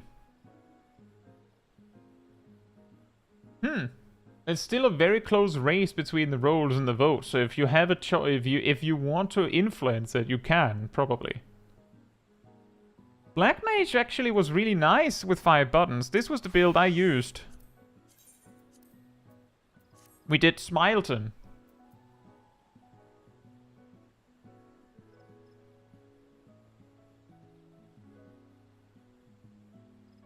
Oh, the runes. It means Torsten. Oh, okay. I'll probably forget that. But that is really cool. I was suddenly caught up in 2 or 3 different things. I completely forgot that we were trying to figure out what your name said, Torsten.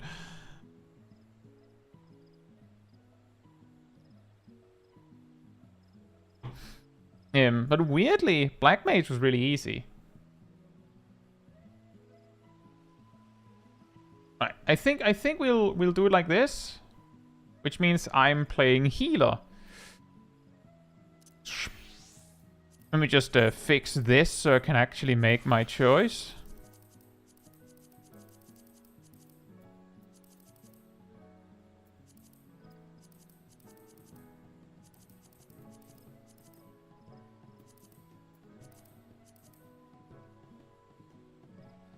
Wait a minute. I hardly remember my own builds. Isn't that amazing?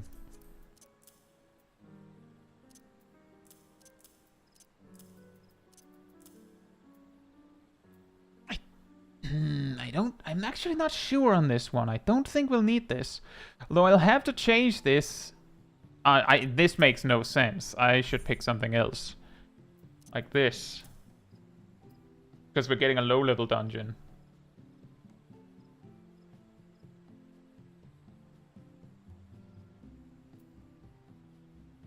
If we go low enough, then I shouldn't bring Ryokoli either, but I do believe we'll get, like, a Heavensward dungeon. Because of limited.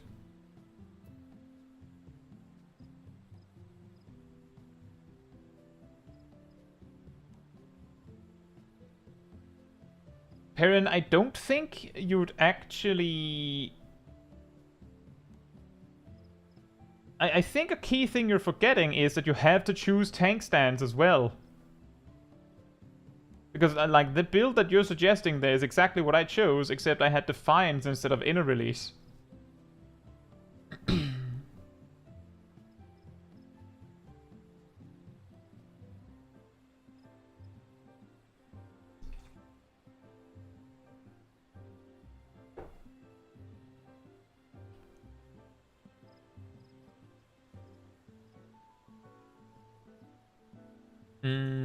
I think we'll do this.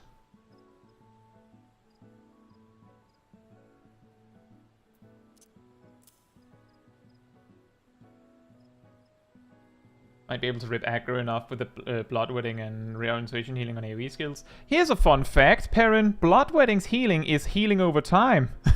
It does 0 enmity.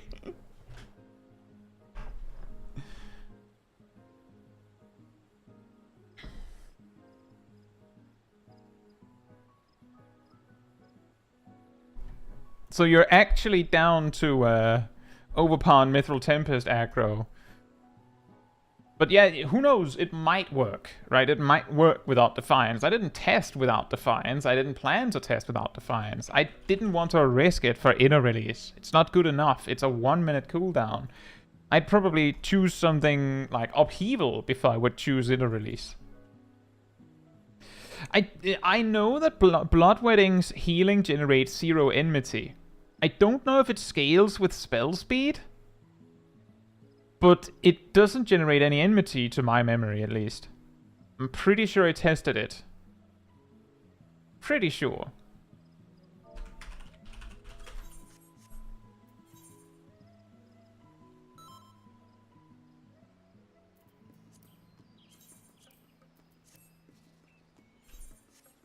BSR taking one for the team and going Bard.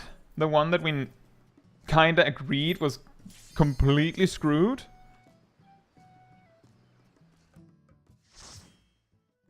Right, so where are we landing? Somal. Does that mean anything for me? I don't think this changes anything for me. I don't think I want 2 Adder Skull Spenders. Hey, Mia. Hope you're doing well. Cardia we absolutely want.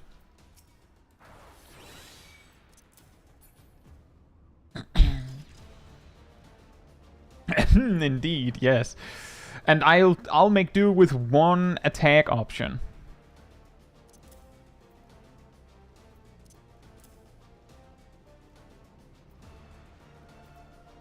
Who needs anything but Disgracia, am I right?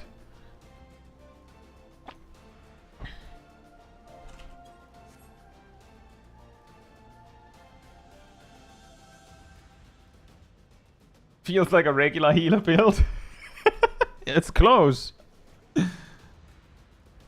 Remember to just write in the party chat what you're going to use. We actually earlier had what was it? Total Eclipse, Prominence, Holy Spirit, Holy Sheltron, Iron Will. How many roulettes have you done? Well, we've gone down the list.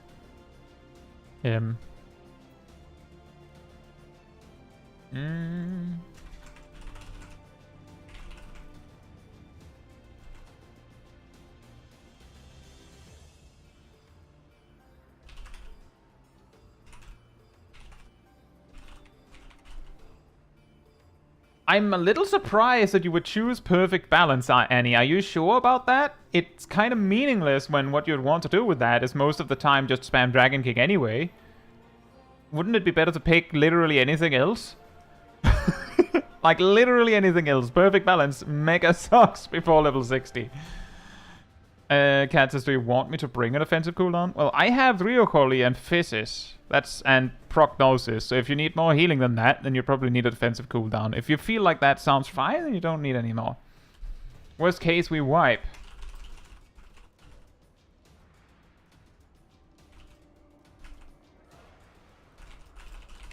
And we have BSR with Heavy Shot, Quick Knock, Mage's Ballad, Wanderer's Minuet, and Rain of Death.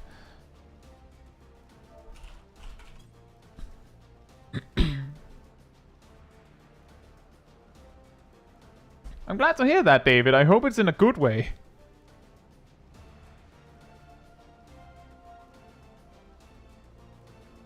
Tell me what to pick, I don't know. Well, you could choose... I mean, you could choose Rock Breaker, so you have an additional AoE. You could choose Boot Shine, so you have, like, so you can go 1, 2, 3, 1, 2, 3, like you have Dragon Kick and Boot Shine finishes. But Perfect Balance really sucks before level 60, so I wouldn't recommend that one. Meditation is a good one, though. I think that one is a pretty solid choice. Thank you, David. Rockbreaker, then.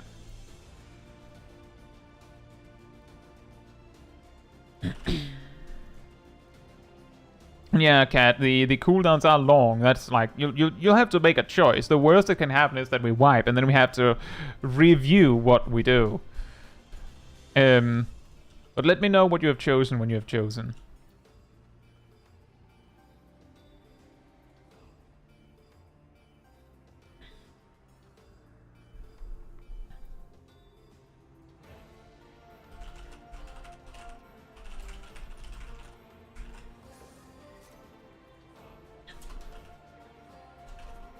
That sounds about right. So we have Annie with Dragon Kick, 4-point Fury, Demolish, Meditation, and Rockbreaker. BSR with Heavy Shot, Quick Knock, Mage's Ballad, Wanderer's Minuet, and Rain of Death. And Cat with Demon Slice, Demon Slaughter, Burst Strike, Rampart, and Royal Guard. And that actually...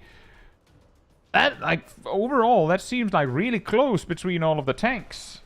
Like, very, very similar builds. That it's a AoE combo, a spender, tank stance, and a cooldown. Right, I think we're ready to go.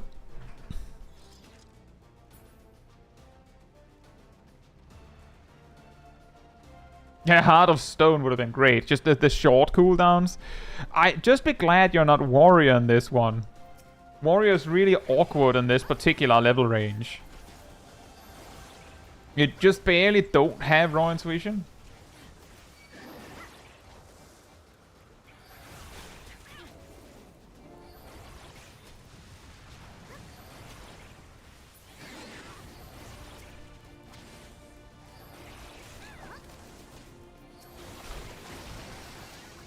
We have effects on. I have effects on so that we can keep track that no one's cheating.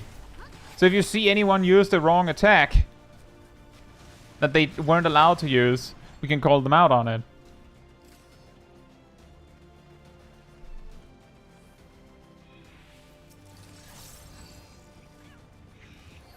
And also, why not? I'm back on a PC that can handle it. I know, no one's cheated yet. So it would be surprising if suddenly people started to cheat, right?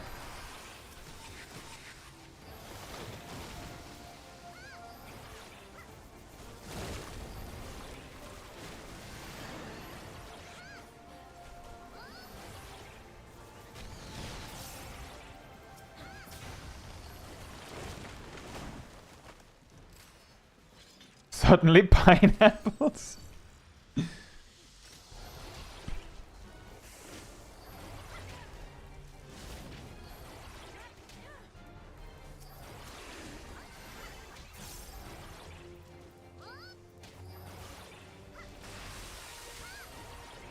You know, I'm sure you wouldn't even notice that my rotation was weird if it wasn't for the fact that I'm meleeing. I'm just going to walk over. I can't remember if it matters, so I'll just go over here. Pull me! It does not matter.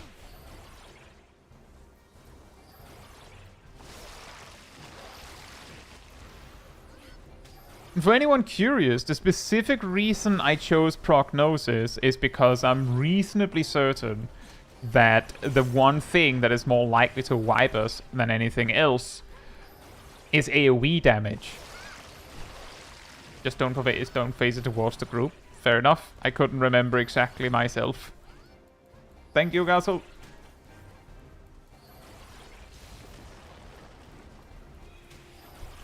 Ah! I'm slowly running out of MP. If only there was a way I could recover MP. What do you mean Ryokoli gives me MP? Nah. No. Don't care.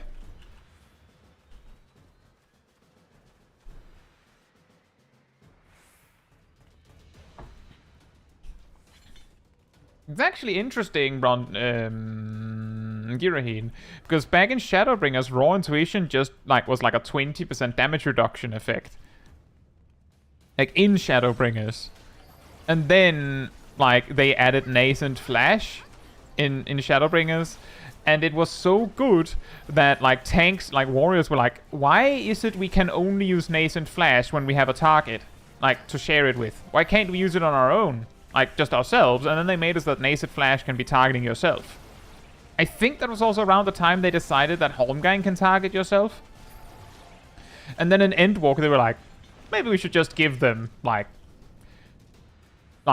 Nascent Flash instead of Raw Intuition, because there was basically no situation where you wanted to use Raw Intuition if you could use Nascent Flash. Unless you needed the damage reduction from Raw Intuition, there's no reason to use it.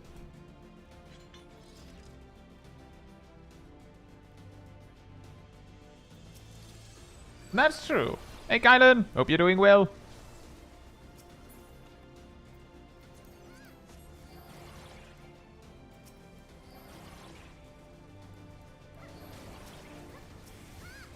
Being the red mage MP King self-given name after that B9S run. As long as you have enough after the fight, you did good. That is true. That is true. You if you didn't actually run out, then no one cares. Then no one will notice. As long as you didn't run into a situation where you couldn't actually cast a spell that you wanted to cast, then it doesn't matter. Yeah, old Raw Intuition with no healing attached was also great. It's just having a good defensive cooldown on a short cooldown is nice. Also, this is very easy. Just me?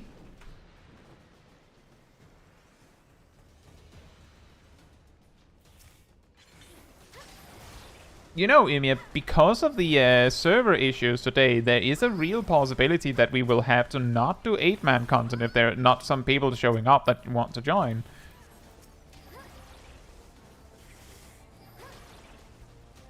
It's raining. Yeah, it is raining at my house.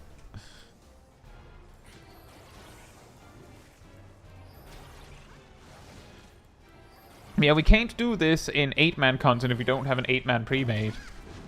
Hey, Zangerkrieg. Hope you're doing well.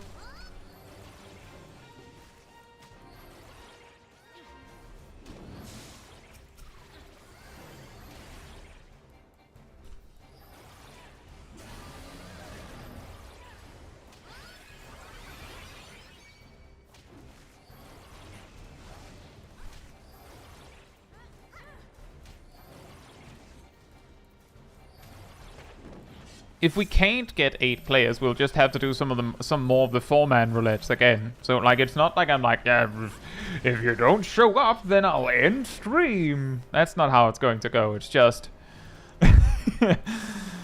I'm not going to do this with randoms in the group. I think that's mean. It's not fun. It's the same as I've talked about with the Twist streams previously, that I don't want to mess with strangers. We can do all the crazy stuff we want to do when everyone's in on it, but I don't want to do it if there's anyone that's caught in the crossfire that didn't want to be there. Unless they're exactly, they have to be choosing to join me. And the interesting thing is that this DDoS situation where the servers are really jank means that I'm not actually sure if the reason why there's so few joining today specifically is because people don't want to do 5 button. Or because they can't join.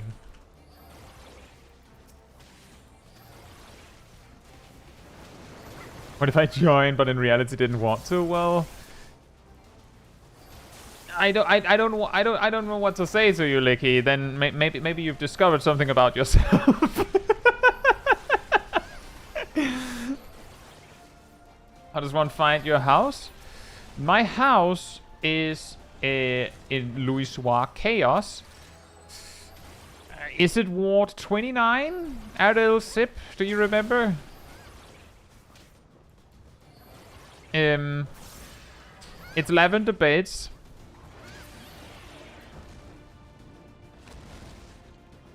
And you just go there. Like, if you're in the correct ward... Yeah, plot 36, ward 29. Thank you, Kylan. If you're in the correct ward and the correct section, you can probably see it. It's a giant pink mansion with cabbies on it. Like, you can't possibly... Like, if you can see... If you look in the direction of the house, you can see it. Thank you, Super Naruto.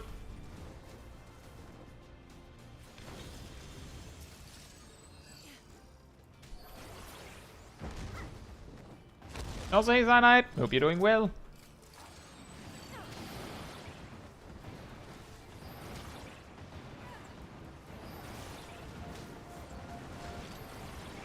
This is exceptionally easy. I don't know if it's the dungeon. Yeah, Louisoix is on EU. So if your home DC is not EU, then you might have trouble coming here. It's a giant flesh-colored mansion with car. I don't know if it's flesh-colored. It's pink. It's bright pink. Well, I guess maybe if your flesh is that color, I don't know. But it's quite pink. Very bright pink.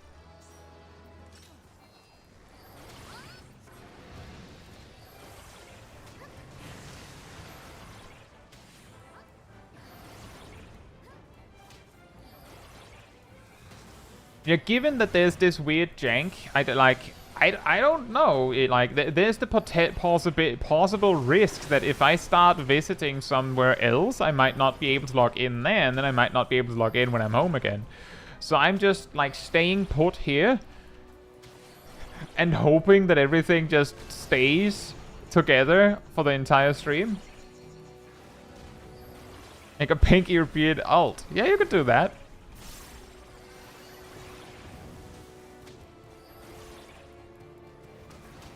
Hey, yes, dear. Hope you're doing well.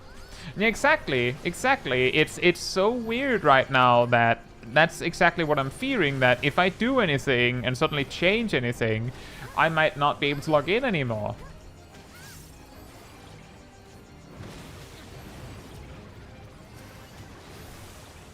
So I'm electing to stay here, even though it's not like there might be some people like that would want to join that simply can't.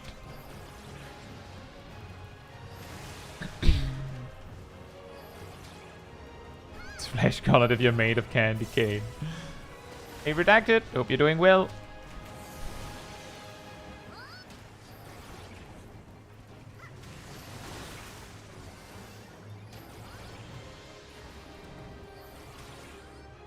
Definitely it's a lot better today. Yesterday, I got kicked like 3 times in quick succession and just gave up.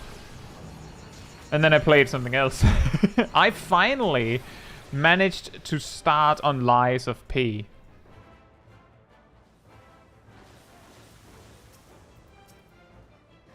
And I beat the first boss first try. Aren't I great? Wait a minute. How did your limit break?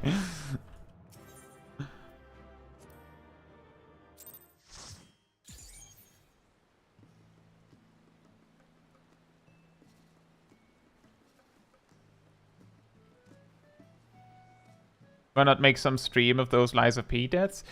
I considered it. The thing is that a lot of the people that watch, for example, this channel, watch it for Final Fantasy XIV.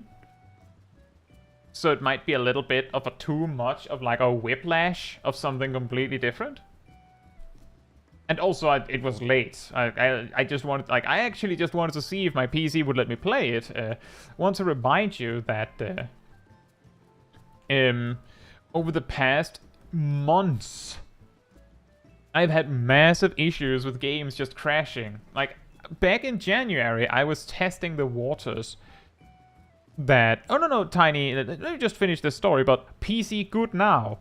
Back in January, I put out a poll for the member, like the cultists of the channel, asking what kind of streams you'd like to see, and on the list was a magic-only Stranger Paradise playthrough. I tested it a bit now. I don't think it would be very entertaining. Maybe we'll do something with Stranger Paradise, but I don't think we'll do that. It's a lot of waiting. It's just a lot of waiting. And just blocking, just sandbagging. It's very, very dull. But I didn't get anywhere with that because I was busy with stuff in January. And then in February, I tried and the game just crashed on me. Like, it just kept crashing on me. Then in March, I tried again, and the game just kept crashing on me. And because the game kept crashing on me and my PC was, like, the fan was making unusual sounds and stuff, I was like... The game is hardly stable on its own. Imagine if I start streaming it. That means it puts even more strain on it. That's not going to work. So let's not do that. And then, in April, like a week ago...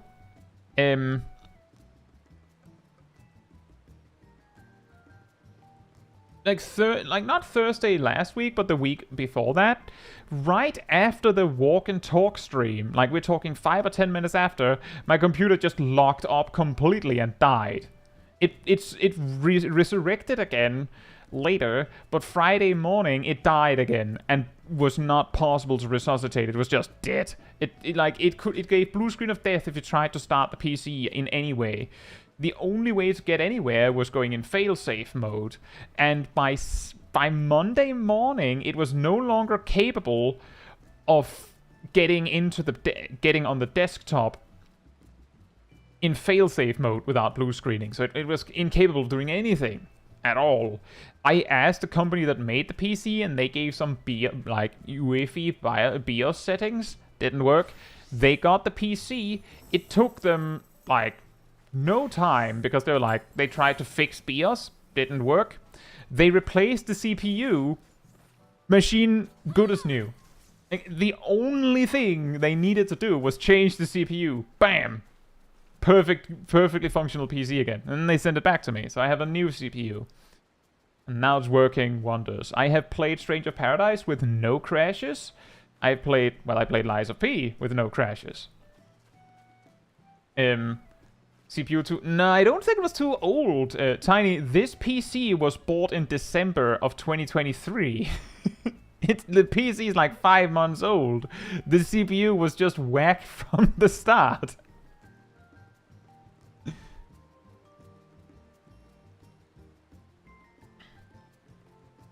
And it just somehow held together for 4 months. And then just gradually died.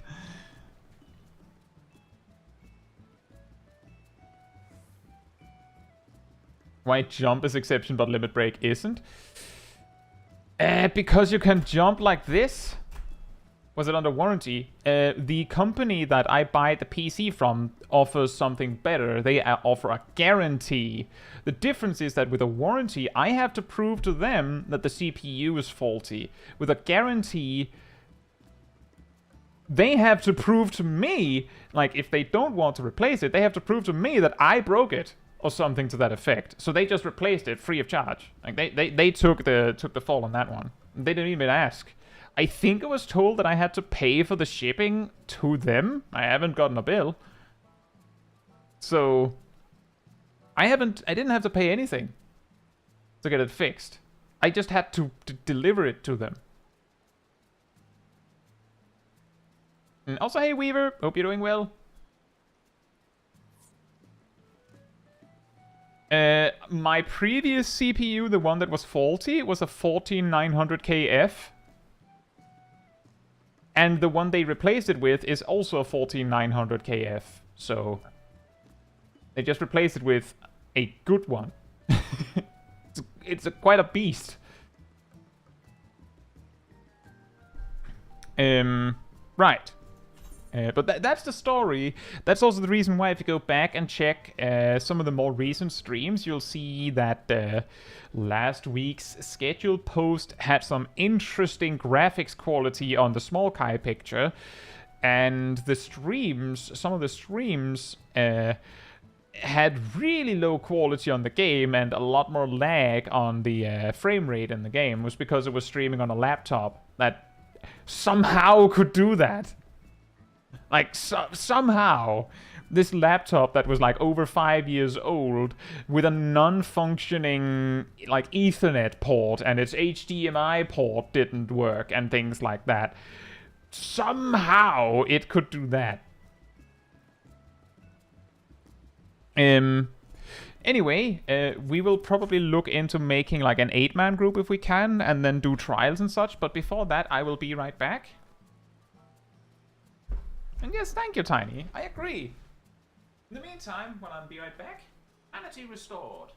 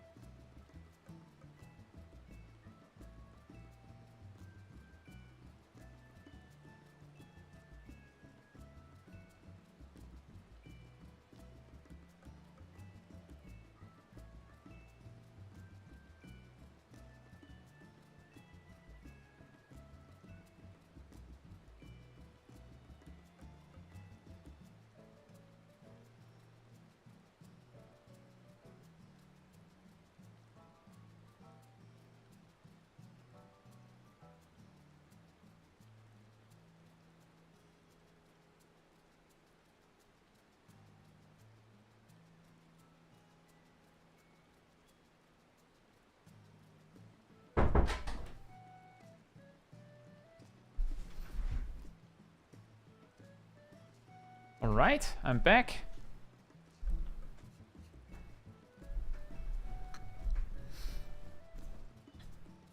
Thank you, Baron. Right, if you want to join for Trials Roulette with these weird rules, come on over to me so I can see who wants to join and who does not want to join.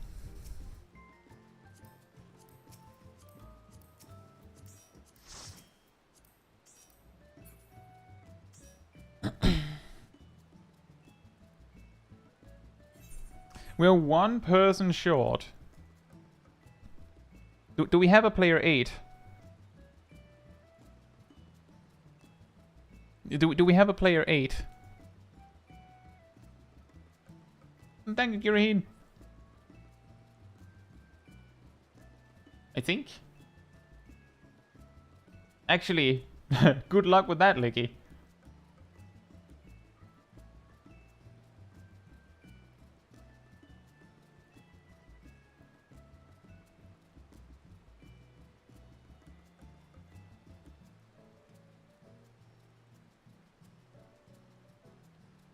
Well, we are going to be doing Trials Roulette. You may want to have an idea of what 5 actions you want before we start.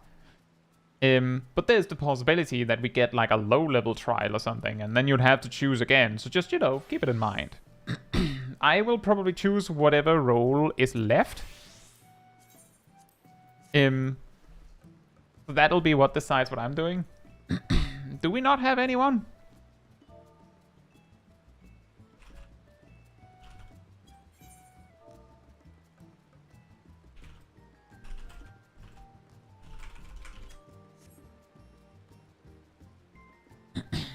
Dark Inside, why not?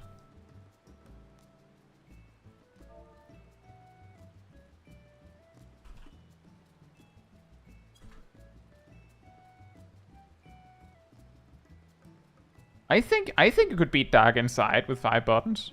You just need to make sure both of your healers actually chose mainly healing buttons.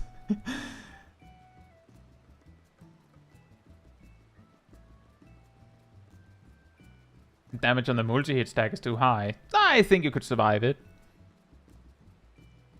It's only 4 or 5 hits.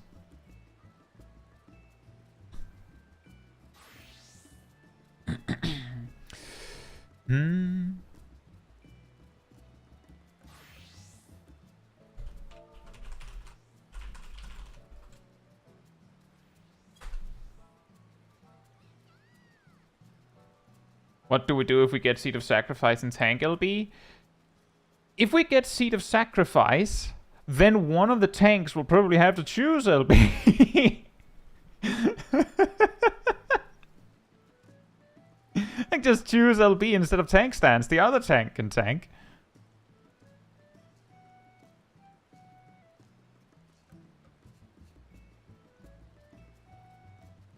The normal version is only 4 or 5 hits. It's only 4 or 5 hits, and he just loops.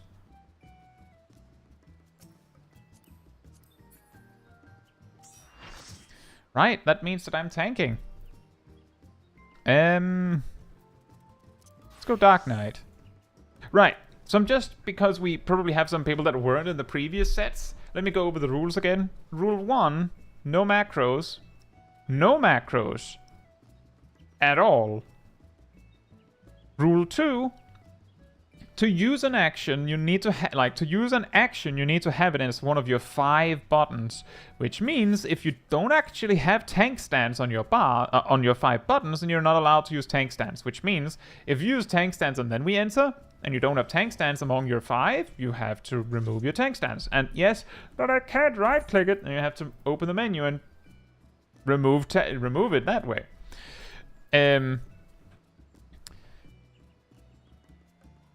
And that also means you can't have a pet if you didn't choose the summon pet, like the summon button for it. Rule 3, if a button changes into something else, it's still the same button, so if Fire 1 turns into Paradox, you can use Paradox. You chose Fire 1, you try to click Fire 1, and, I mean, now it's Paradox, you click that. That's perfectly allowed. But you have to, like, you can't suddenly choose some button number 6. Sprint is also a button, by the way. You're not allowed to use sprint if you didn't choose it. Which can be a problem. The exceptions are things like you're allowed to auto-attack, you're allowed to jump, you're allowed to walk and run and turn. You can do that. But if you want to use limit break, I mean, so far we haven't been limited by this rule, but limit break is a button, so you have to choose it to use it. Which means if we get Seed of Sacrifice, one of the tanks will have to choose limit break. And we'll just have to deal with that. This is a group effort, so it's not like that person specifically is getting memed on. We're all getting memed on. Emil says, can I change before we pull? You can decide what 5 buttons you want. And then we queue, and then we see what we get, and then you make your final decision. We all decide what 5 buttons we want. When we all know what we're getting, then we pull the boss. That way, if we get a duty where, like, one of your 5 buttons doesn't actually work, then then that's that. Parent says, I feel like duty actions would be free. The game gives it to you. I do agree with that. If you have a duty action, like those extra buttons, the game put those extra buttons on the screen. And usually when you get given those, they're mandatory. So I feel like that's also an exception, but we haven't had to deal with that yet. Speaking of exceptions, if we wipe you're allowed to change your build, but you have to say it if you change it, what you change. Exactly. Oops, Lakshmi. Oh, which button are you removing? Yeah, I think we'll do this. Let's see if I can spell ready check.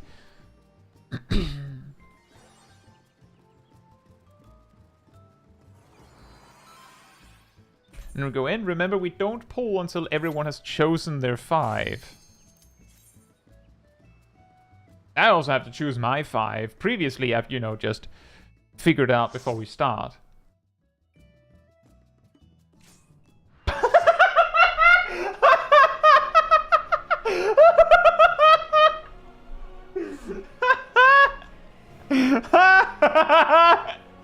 Well, then...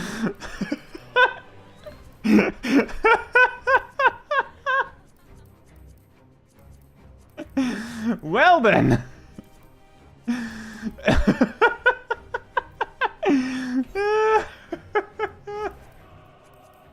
That is incredibly amazing.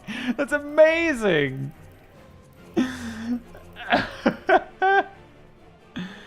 Let's see, what can we do? Which one of us are tanking, Cat? Cat, do you have a functional rotation for main tank? Actually, I think I don't actually though. Was enter one of your buttons to activate chat? No, that one's free.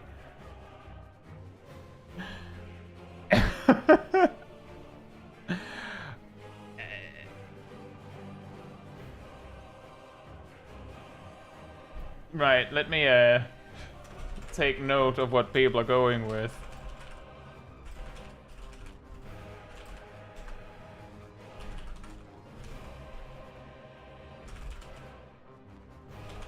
Oh, that is actually really smart. Helios is going with Verese.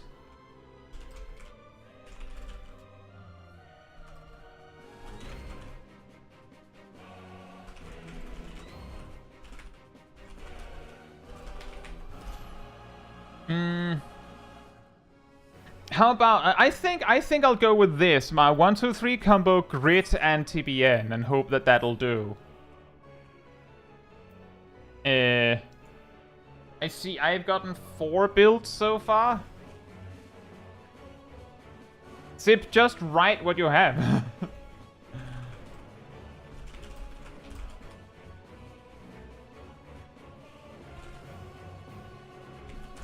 Not sure on Eucratia.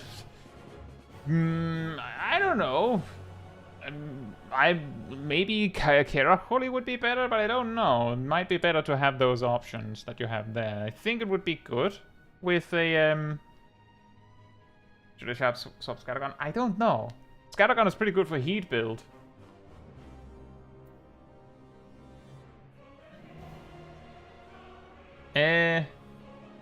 I'm missing builds from Cat and Alex.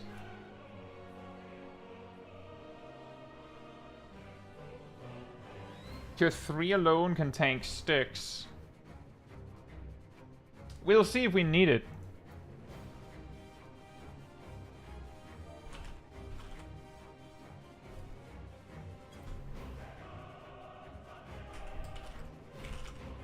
You know, that's really good. Alex just went with a 1, 2, 3, 4 and standard step. that works.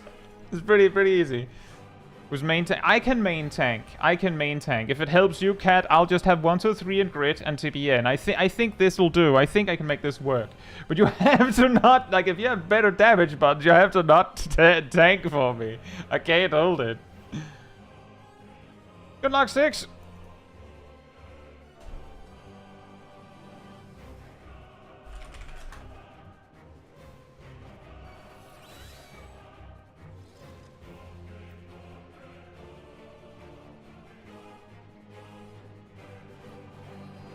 And part of it is also that I'm pretty sure that the game starts going, you haven't done anything for 5 minutes, if we don't start doing something. So it's like, we have time.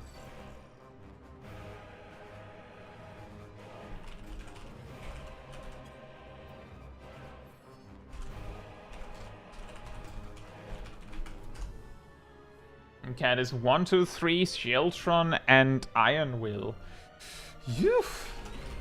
It's very lucky that we have a red mage that can rest. Now we hope that Helios doesn't die. Don't forget the rotation mid-fight. No? You think I'm in trouble of that? There we go, without a button. This is amazing. You could swap grid? I mean, no I can't. I'm not allowed to use grid if I don't bring grid. And it will be beautiful. Comes after 2. 3!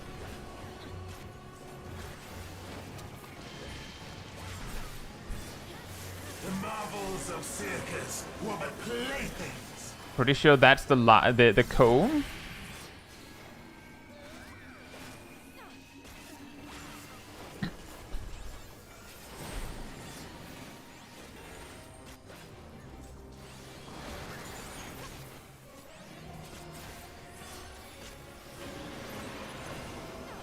That's a side AoE.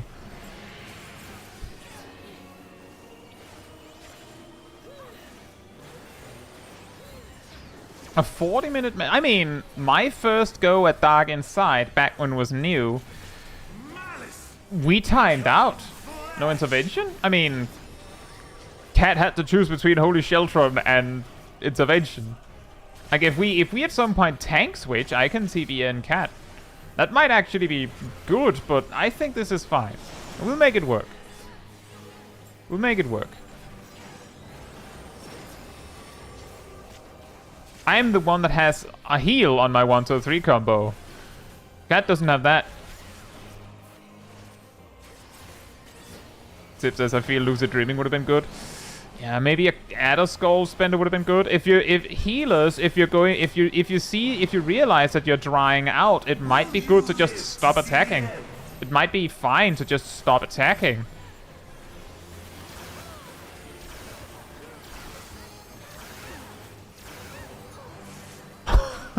Wow! Yeah, I see what you mean. That attack is strong.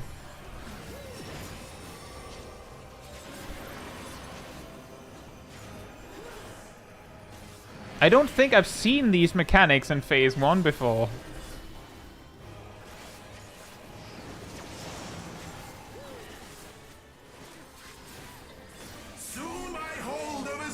Hey, Vila. Hope you're doing well. That's amazing. Like, this is, like, this and the next trial over is like the two where I'm like, this is going to be hard. Yeah, we'll have to, like, really mega spam anything we have whenever the multi-stack comes. And near the end, he loops that and like 2 or 3 other mechanics. At last, I am Someone posed during the transition. Spoilers, by the way. No way. That is true. Could give TBN to healers. That is true. I gave TBN to the only person that brought a rest. Genuinely, I gave my TBN to Helios. And that was the only reason we could recover at all. Although, I think Helios is also dry now.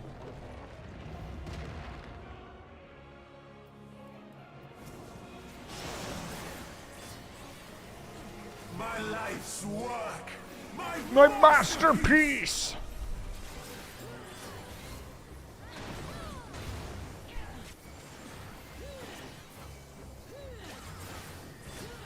Yeah, there is no hardened rage on this guy. So if it helps defensively in any way to just not attack for the casters in the group, it may be the better choice. how I've waited for this day.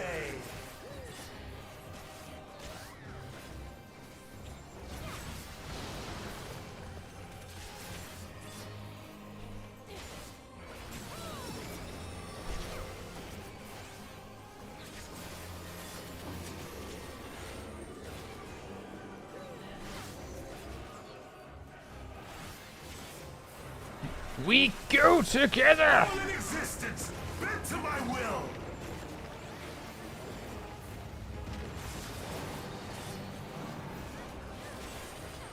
Have you ever seen a Dark Knight use TBN this often? Cataclysm, faithfully recreated. If I remember correctly, there's the multi-stack after this mechanic. From broken skies fall tears of flame. All shall burn.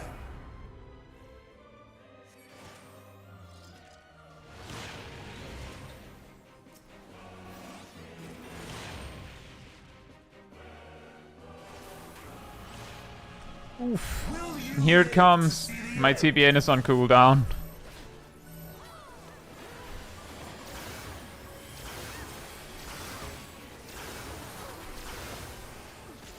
We made it! One death.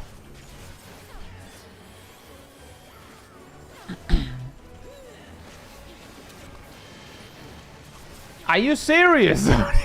Really? Right in the middle of my cereal.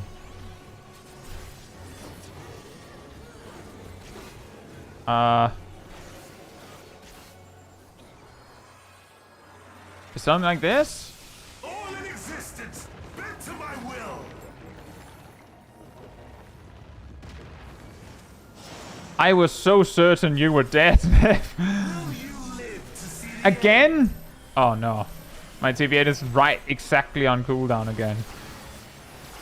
Buddy. Bro. Oh my god. That one is just half room AoE.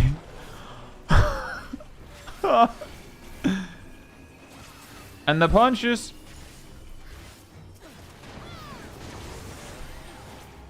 I have no need for restraint. Cone. And... oh, half room. And another half room.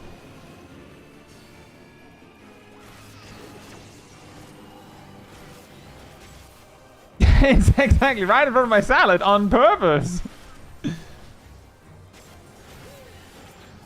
I'm just not going to use TBN so that I have it when he does the murderous killer stack marker shenanigans. Is this good? All in existence, bent to my will. Math. By the way, Zodiac at 45%. Live to see the end.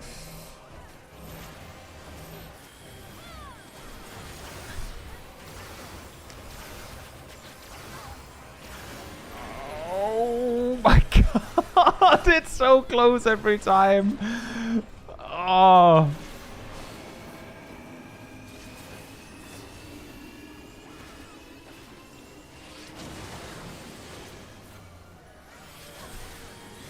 Oh, what? He does tank busters in this phase? What? Huh? Oh, he's cleaving the back half. Can you fall off the platform? I believe so. Don't test it. Do not test it. We don't have the resources to deal with that. And speaking of resources to deal with that, both healers have a Vuln stack. That might actually be a problem. Will you live to see the end?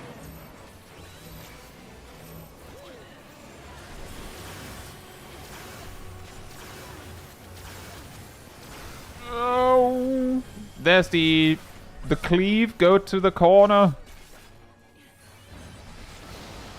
How, Shaq? How do you have full MP? How? What is Sip doing different? What is Sip doing different?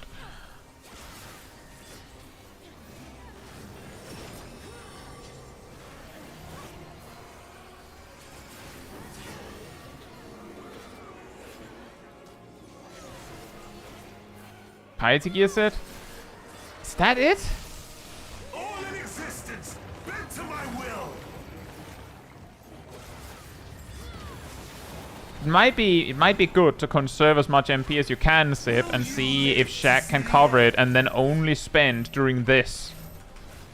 Like, only during this, where you need to spam. Cone first.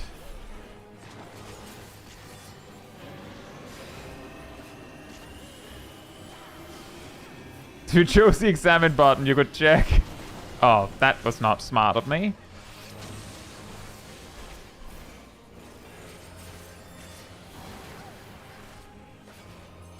Oof.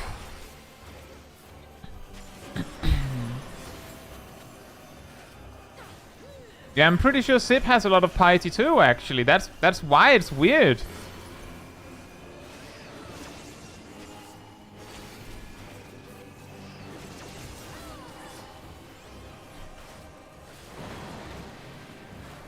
Will you live to see the end?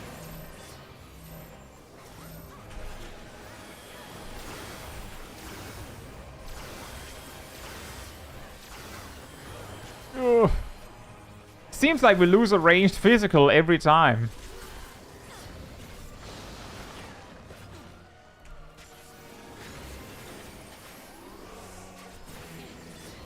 Imagine he would require a tank swap in normal. If he required a tank swap, then I don't know what we'd do. No space for provoke, man.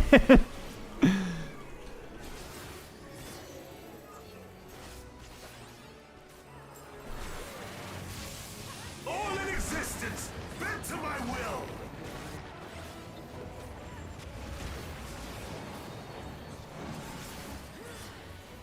Will you live to see the end?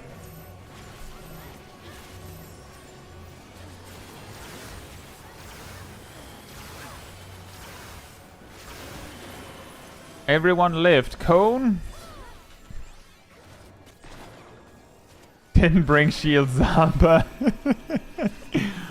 Wah, wah.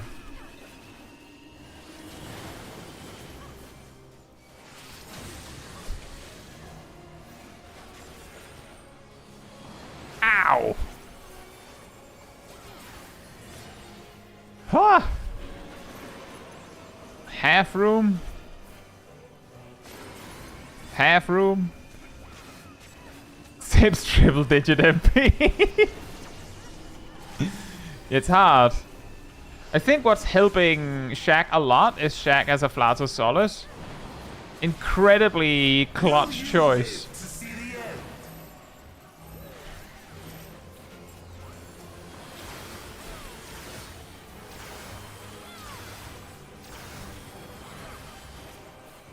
end. In the corner. You know, I did remember that the multi-stack marker hurt, but I never remember that it hurt this much.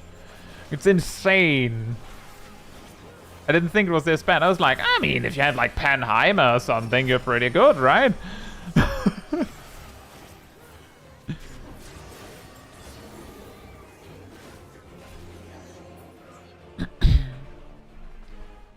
Whew.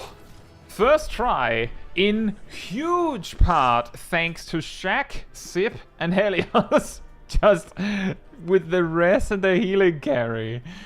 Wow. I just want to remind you all that, who was it that said, hopefully we don't get dark inside?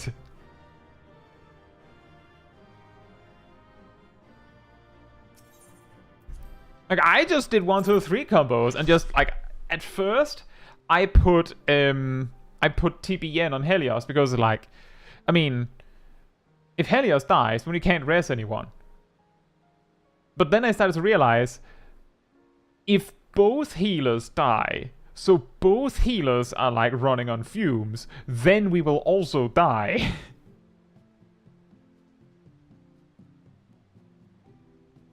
So I started putting it on Shaq. But I do think maybe in retrospect, Cure 3 would have been amazingly good. I'm not sure how Shaq would have the MP to do that consistently. Attack inside hard. Do it without most of your toolkit.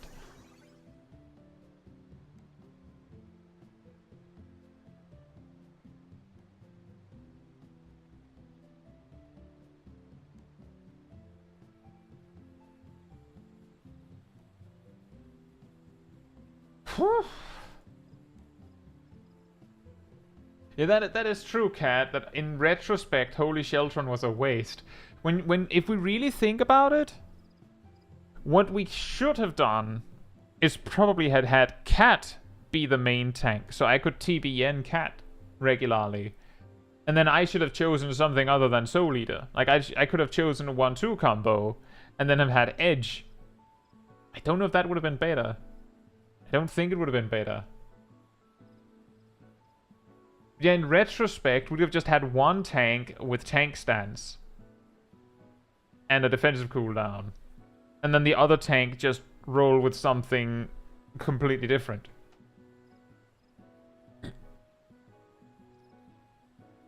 The Edge would give me the damage buff, but I wonder if that would have been... Well, I suppose the power of Soul Eater isn't that much higher.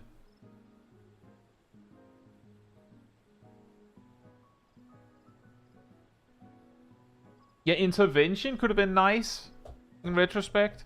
Although, I think Reprisal or Passage of Arms would have been amazingly good. Like, something to help with the sticks. Anything, really? That could help with that would have been nice.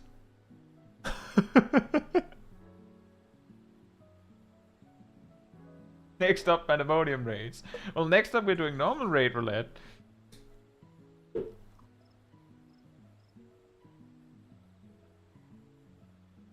I'm guessing we're just rolling with the same group. Does anyone want to try a different job? Or a different role? For normal raids? P10, please? You know, whatever it is, I just hope for Emia's sake that we don't get P3.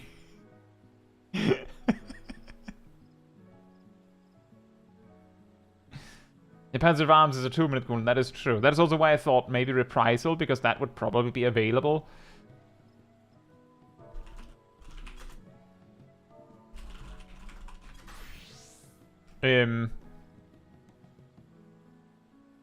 Reprisal would probably have been available for every single one. And yes, Emia, you can tank.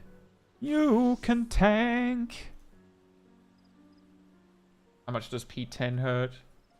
Harrowing Hell? It's worse than Styx. It's worse than Styx.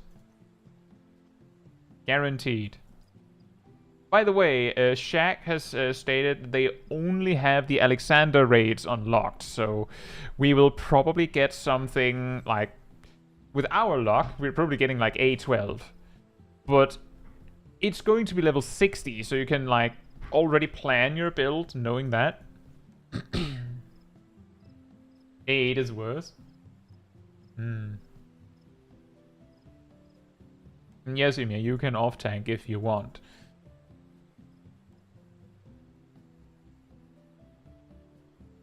Harrowing Hell would be a tank LB3 play. At least on normal, I'm pretty sure Harrowing Hell takes over 8 seconds, but it would probably help. I'll bring Trumpet. Well,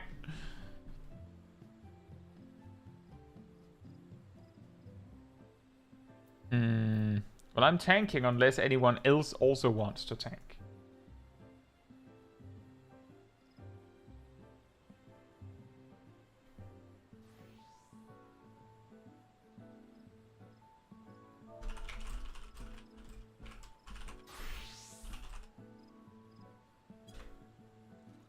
I'm doing a ready check to make sure that everyone has chosen like the job or role they want to be.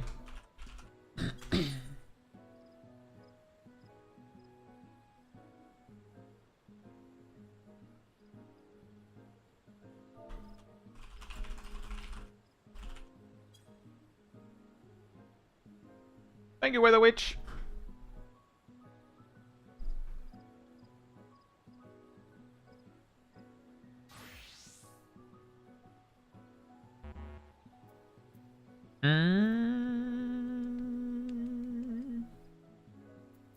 What should I go with?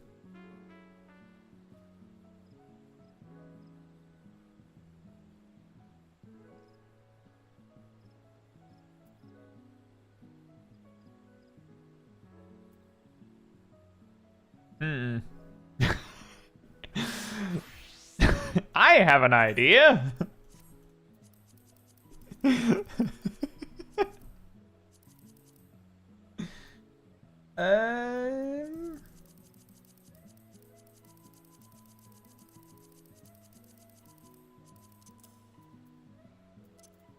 Perfect.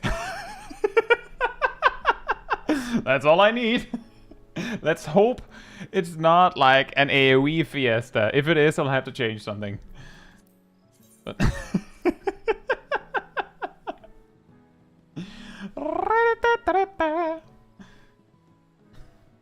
right, I'm doing another ready check, and then we will queue, and then we see what we get.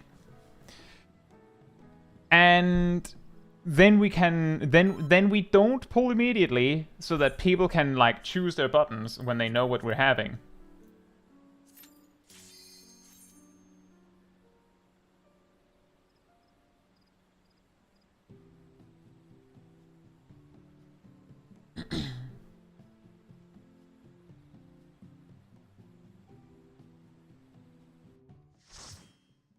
What are we having?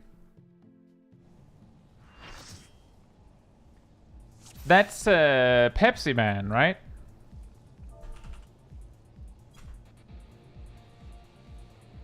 Right. So paste your builds in the party chat so I can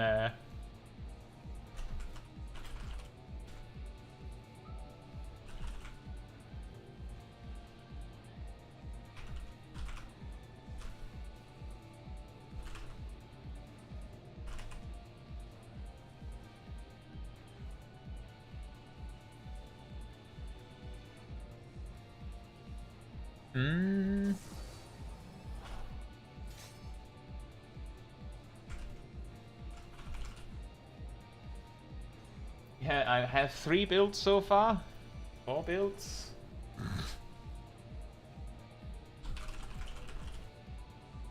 It is quite funny with the tank builds because it's almost always like 1-2 and a spender.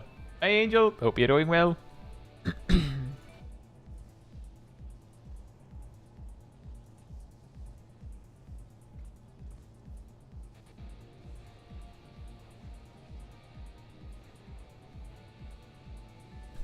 Ham says you need 2 tanks. You don't have the resources to skip the hands. Well, have you ever done this in Duty Finder, Ham? Usually what happens is that one tank just tanks it. And sometimes they just die.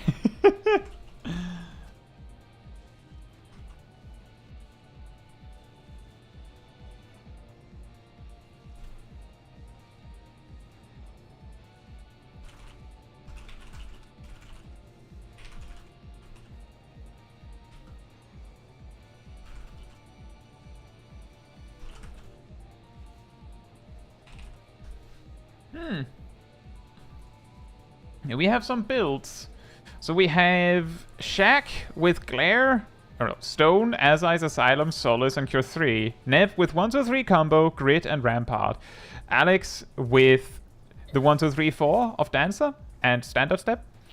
Ymir with 1-2-3 Reprisal and Burst Strike. And if you have Ymir, you can't have tank stance unless you've chosen it.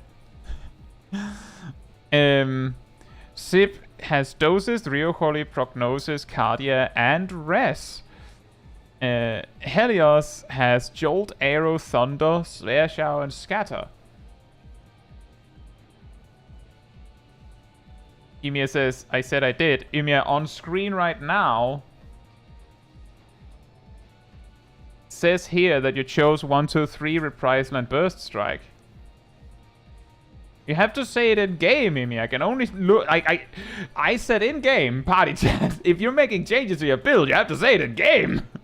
I'm looking at the in-game chat for the builds. So please do that in game if you're making changes.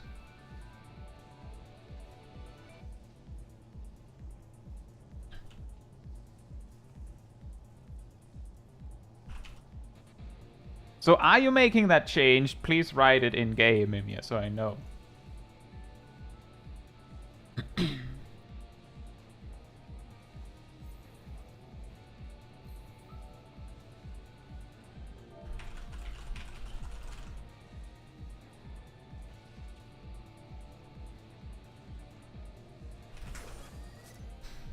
Right, so the change is Izumi is doing 1, 2, 3 Royal Guard and Burst Strike. And Cat is doing Venomous Bite, Wind Bite, Heavy Shot, Rain of Death, and Imperial Arrow. And Helios is doing Jolt, Arrow, Thunder, Sphere Shower, and Scatter. So most of the DPS have some sort of AoE. And I'm doing 1, 2, 3 Shadow of Death and Bloodstalk.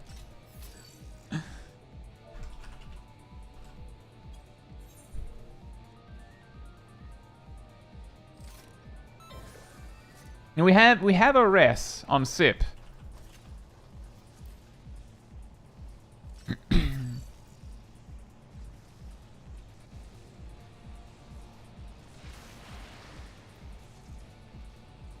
It's an 8. I mean, it's a res. It's better than nothing.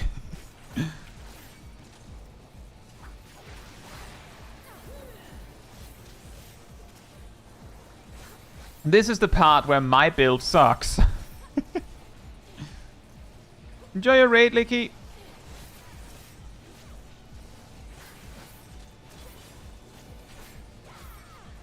This feels like a sub-level 40 Dragoon.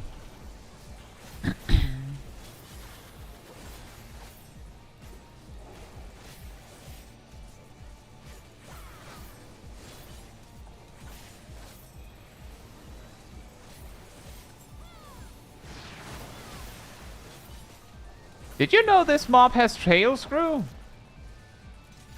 The ARR Reaper setup, yeah. Without even a... We don't even have AoE here.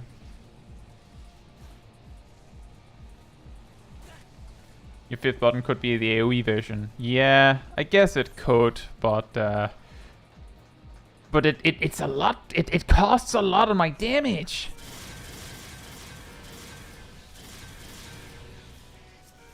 I just have to not switch target. Hey, Wool, hope you're doing well. I heard a lot of people have had problems with the servers today. I have not, somehow.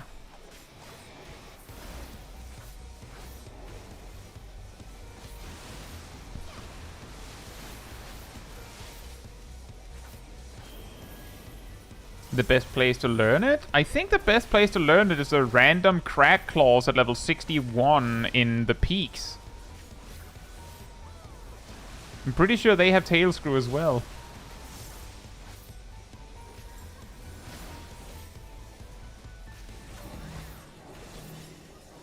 Sluice. Can't remember what that does.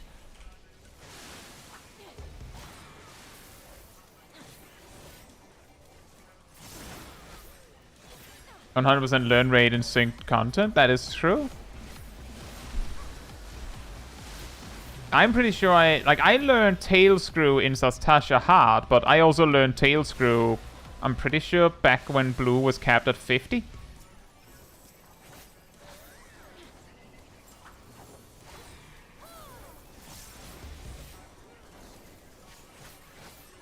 And that's also true, Celica said, that if you went here, you would be able to get 2 spells. Part of the reason why I guess I don't associate it with that is because Protein Wave was added when Blue Mage... Like, Protein Wave for Blue Mage was added when Blue Mage got to level 60, but I'm 99% certain Tail Screw was there at the start. I'm pretty sure. I'm going to attack the one that I already debuffed.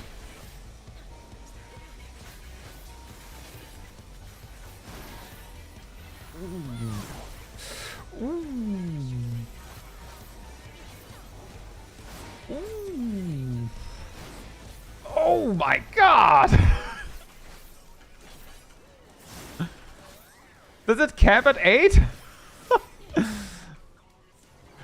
You survived!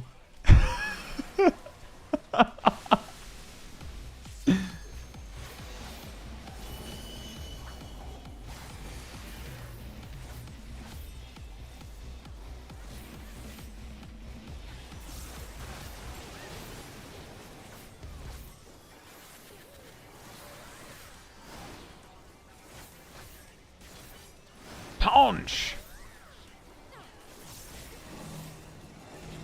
Are you sure there's a cap on bone stacks? I don't think I've seen it yet. Is it 15 or 16? I don't think I've seen anyone go past that.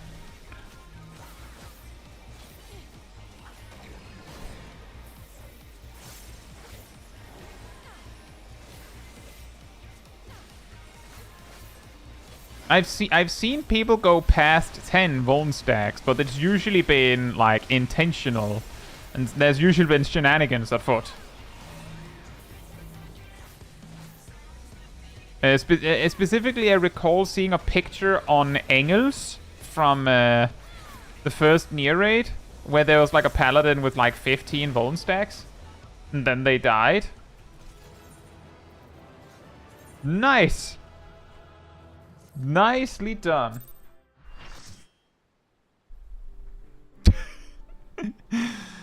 That was insane.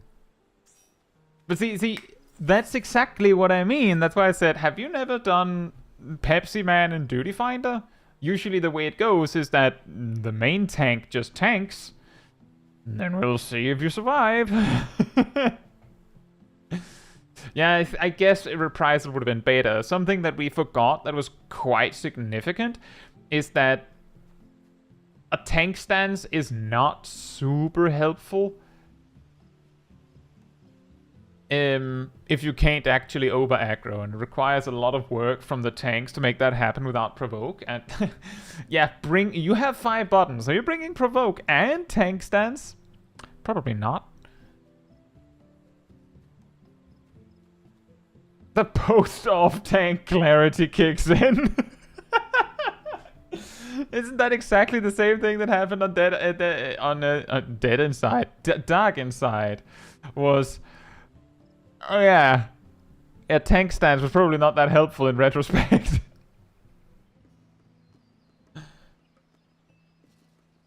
Guy out of context. Tank stand isn't important.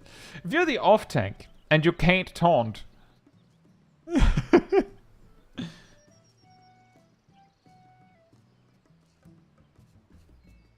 I'm not even sure how the healers did it.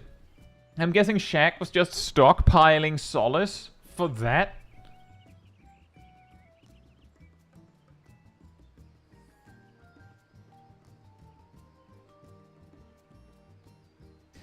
Fair enough, Darth.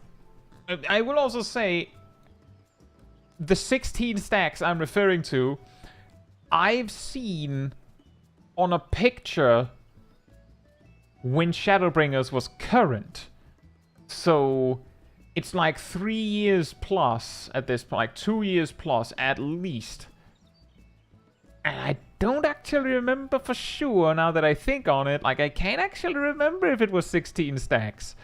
So if you're pretty confident that 8 or 9 is the cap, then maybe you're right. I can't actually remember. And the thing is, the brain is a powerful tool. If you believe it hard enough, you can think back to when you saw that. Like, I can think back when I saw that picture and see the 16 Vuln stacks. That's the only thing I can see with clarity if I think back on it, because the rest of the picture is irrelevant, right? It's only the 16 stacks that matter. I don't know how that tank got it. I'm pretty sure they were a paladin.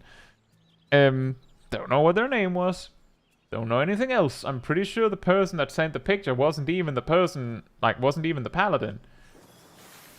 It's like, I can envision, like, a picture of a paladin that is clearly not the player character with 16 Vuln stacks. But, like, it's not very believable, is it?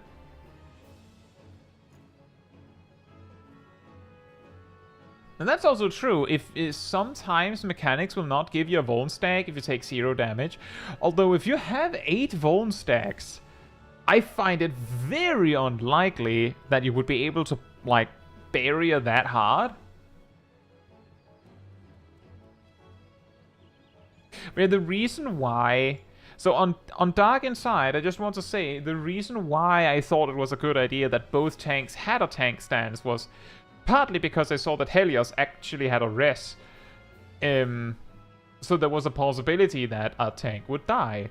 But even then, there was also a possibility that a tank would die. And if the off-tank didn't have tank stance, then the off-tank is basically nothing burger, right? Like, in retrospect, it might have been better if we had just... Like, if you really think about it, it might have been better if we had had 1 tank and, like, 3 healers. Who struck the dummy? I think it was an S-Ice. So like I said, 16 was definitely the cap on Engels and 9S in Shadowbringers, but now I want to find out if it's still that way.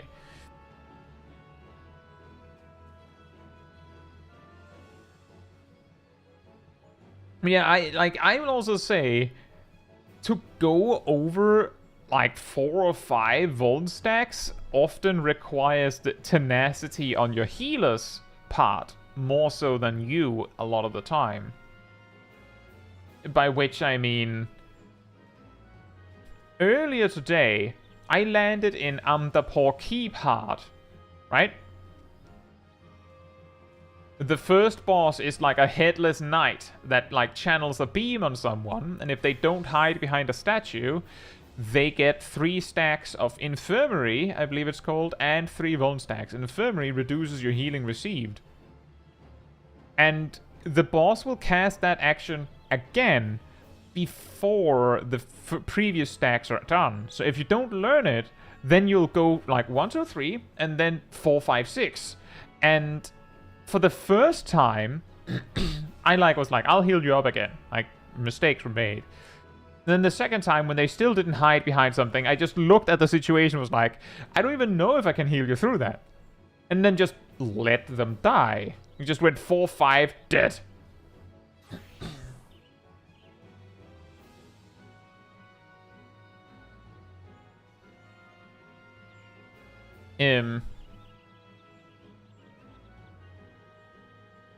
The dive bomb thing on 9S. Oh, yeah.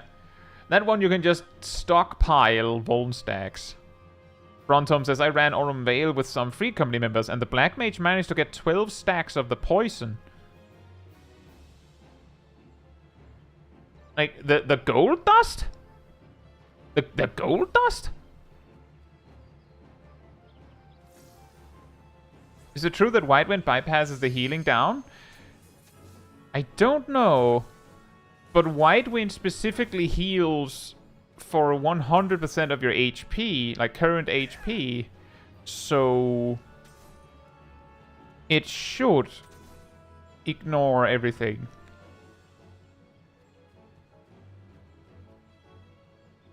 Yeah, that's what I thought, is that... like, I was thinking 2 things, Darth. One, I'm pretty sure it would just die instantly, unless you were in there unsynced, just to meme around. And the second thing I thought was... how did you keep the first boss... like, how were you fighting the first boss for so long that you got 12 stacks? Like, first of all, how did you survive that long? And second of all, how did the boss survive that long? I'm reasonably confident that that White Wind bypasses healing down because it heals for 100% of your current health. It's like Benediction would typically bypass healing reduction because it heals for 100% of the target's maximum HP. Vinicius says, I ran Aurum Vale with a paladin who got 6 stacks on the final boss and tanked every single bad breath. Also, never used AoE. I don't know how I managed to keep them alive so long. I'm impressed that you just put up with that. And then also, here's a fun fact. The fruits in the first and final boss's room is a full debuff removal. Like, it removes all debuffs. It's not just like it removes the debuff associated with the encounter. It's a complete clear. So if the final boss hits you with bad breath, just eat a fruit. Just eat a fruit.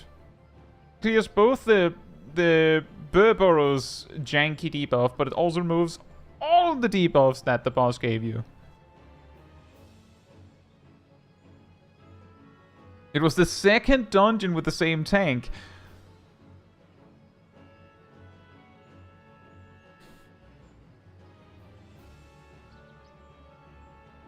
And they didn't do any AoE. Does it remove Waning Nocturne? I don't think it removes Waning Nocturne, but that would be really, really funny if it did.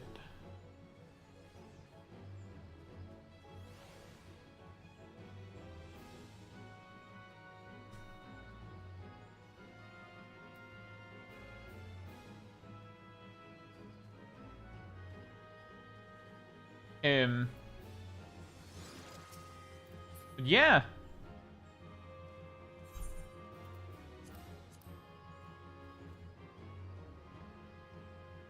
Oh, I don't know if it removes all debuffs under the sun, but the debuffs applied by the first boss and the last boss in Aurum Vale are all removable with Ishuna, with the exception of Burboros and Gold Dust. What next? I think that was it. We're not doing Alliance Raid. And I feel like the remaining selection is it's not particularly interesting to do this challenge with. But I think this is something we could absolutely do again. I think this is really funny. And I think having a lot of people trying different things also gives us some insight to see what else we get. I had actually originally thought that, oh, well...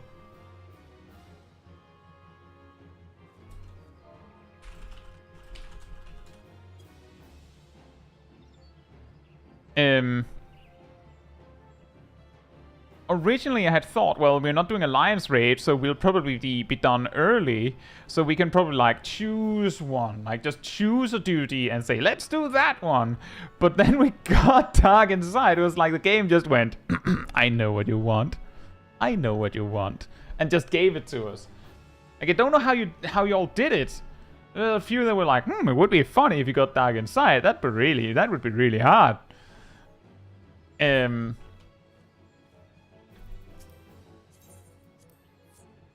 And then we get exactly that. No mental roulette like... No. Absolutely not. As I said earlier, when I'm doing these kinds of twist streams... And this is I suppose a different kind of twist stream. But when I do these kind of twist streams, I make a rule of making sure that if you bring... Like, if I'm not bringing the entire party... Then, if I'm doing a challenge, it has to be something really minor, so that it's not so that it isn't a problem for the strangers in the like, for instance, in the Alliance Raid. So, like, if we hadn't had 8 players for Trial and Normal Raid, then we wouldn't have done it on this particular day. On the previous twist streams, I would have just chosen like a milder challenge, so that it wasn't as obvious. But this would be really like, it would be like. See, the thing is, you've probably done trials and normal raids with players that mega suck, right? But there's a massive difference between a player that is actually bad. That's okay. It's allowed to be bad. That's okay. But if you're intentionally playing badly when you're actually good, like, if it's with friends and everyone's in on it, then it's okay. If you're doing it with strangers, then I feel like not a big fan. Try an extreme. We might be able to do like. I don't think 5 buttons would be enough for like an ARR extreme even. Maybe. Well, actually, cut that. You would probably be able to do something like Shiva Extreme with 8 players. You would probably be able to do that because you could just bring 3. Like, if you can do it with 3 players with full toolkit. That's like the amount of buttons they need is like something in the ballpark of like 40 buttons combined, right? I think something like that. So if you just have 8 players and those 8 players combined have those 40 buttons that you need, you might be able to do it. You just give everyone 1 attack and then you just give them like the button that they need.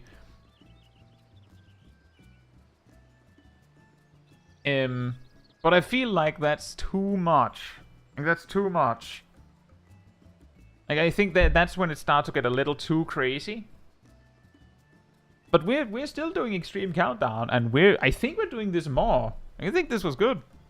And next time, hopefully there's not a DDoS attack happening on the servers.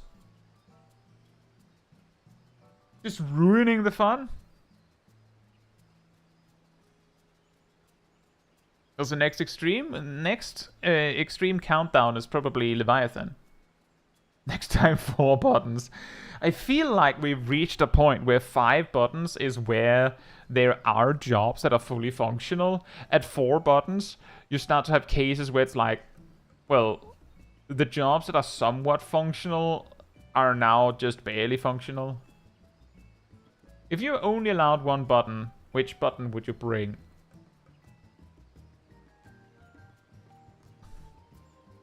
Here's a funny thought. Just because I'm on Reaper now. If I was allowed only 1 button, then Shadow of Death would actually be better than Slice. Thank you for coming, Emir. Like, Shadow of Death would do 300 and then 330 every cast, where Slice is 320. And for like a tank, what are you gonna do? You're probably bringing overpower, right? You're probably bring your AoE so that you can hold aggro, but and then the healer's probably just bringing like Cure 2. And you're just bringing Cure 2. Or Medica 2, perhaps. Although that might actually be a problem because you're generating, like... Maybe you might have... probably not, because overpower's being spammed. It's probably fine. You're probably just, like... As a tank, you're just bringing your AoE attack. And as a DPS, you're probably just bringing, like, a single target attack.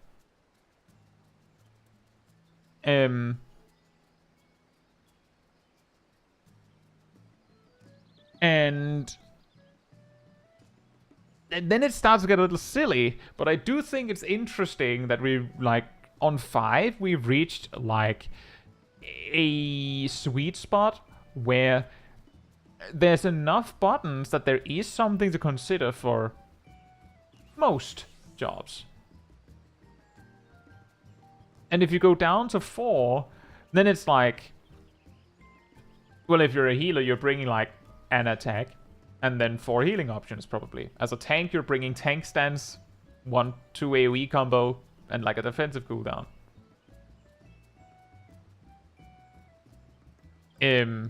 I think 4 would be too far. I think actually it might be interesting also to try with 6 or 7 buttons to see what difference does that make. Like, what extra button would you bring? Now that some of you have tried what it feels like to have 5 buttons, would you bring the same 5 buttons and then something extra? Or would that 1 extra button mean that you're changing everything? And consider this. As a tank, with 6 buttons, you would be able to choose, you know, you would have a 1-2-3 combo, and a spender, and a tank stance, and a defensive cooldown. You could have all that. You probably don't want all that. You'd probably prefer the AoE combo still.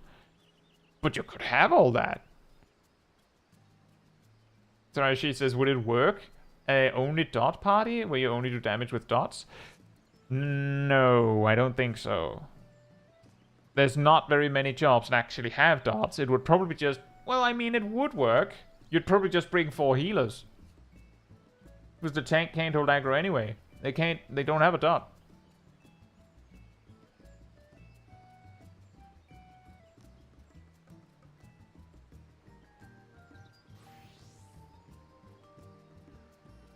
What about a bard? They can't do only dot damage. Use Venomous Bite. Oop, you did 100 non-dot damage. Wind Bite. Oops, you did 60 non-dot damage. You wouldn't even be able to use White Mage because Dia does 65 damage. Paladin could spam Clemency to get aggro. That is true. A bonus difficulty tried this challenge as Ninja. Yeah, we actually talked about Ninja multiple times, and it seems like anyone had that, like, what was it? BSR, that is Neff here, who is, to my knowledge, a ninja main, tried to put together a ninja build for this challenge for a level 60 normal raid. As in, you just have to target single target, and your toolkit caps at level 60. You have 5 buttons. And Nep basically went, can I just tank? Can I just be the tank? I think, wasn't it? Yeah, can I tank instead? I'd rather tank. Do mudras count as 3 separate skills? It's 3 buttons, so yes.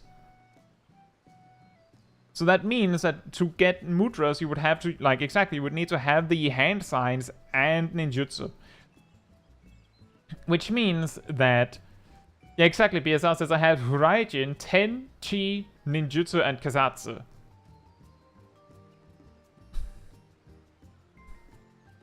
So, like, you might actually not even want Jin. It gives you Suiton, but why would you use that? You don't have Trick Attack. It would give you Doton. I mean, you can probably choose something better. You can have Huton, you just choose Huraijin. That can also be an attack. But yeah, Ninja has a that's actually an interesting thing, is that some jobs that have a huge amount of buttons only need like 5 to be functional. Other jobs that don't have a lot of buttons need most of them to function. Like, watch this. This worked. Fire 4, Fire 2, Fire 1, Blizzard 2, and Freeze. This worked. Like, it like, of course, it wasn't nearly optimal, but it worked. It was pretty decent. In a level 90 dungeon. This worked. Meanwhile, if you're Summoner, you need to grab Summon Kabi. So you only have 4 buttons.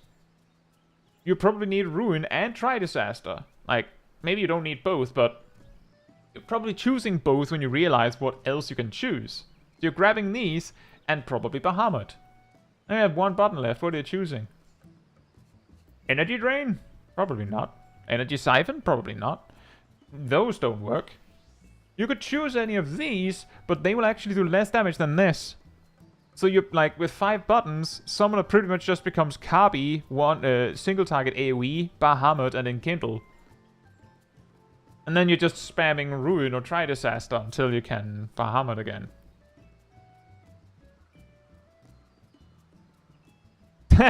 And Darth suggests the utility build Summoner. Swifted Race, Ruin, Disaster, and Addle. That could also work. Like, it is a pretty steep cost to get any value out of Summoner. I can see that. Vivi says Samurai would be very unfun. We actually had Gazel on a Samurai build earlier. Let me find it. Gazel used this build on Samurai while I was playing Black Mage with the build that I showed you just now. It's the, well, I'm going to use Midara Setsugeka build.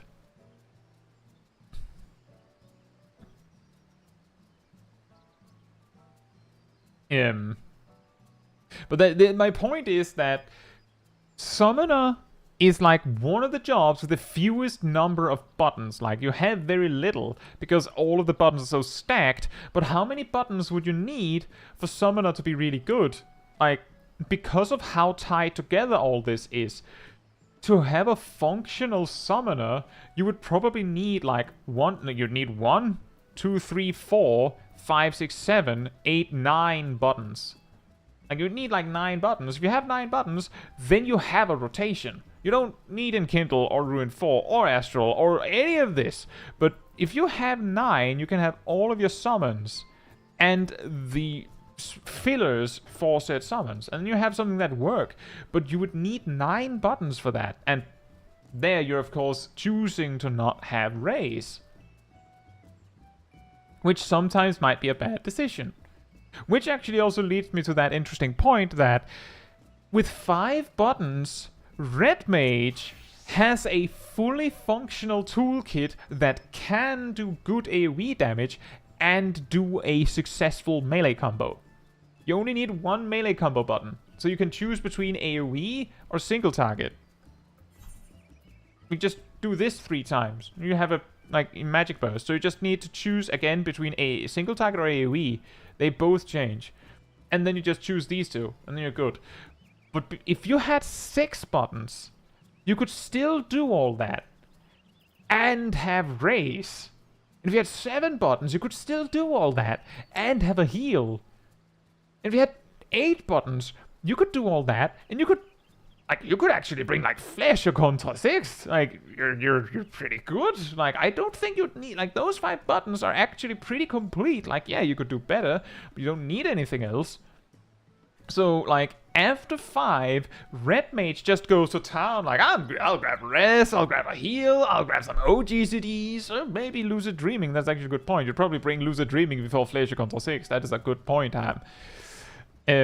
But like that really signifies Summoner would need 9 buttons to have like a decent rotation. Red Mage only needs 5.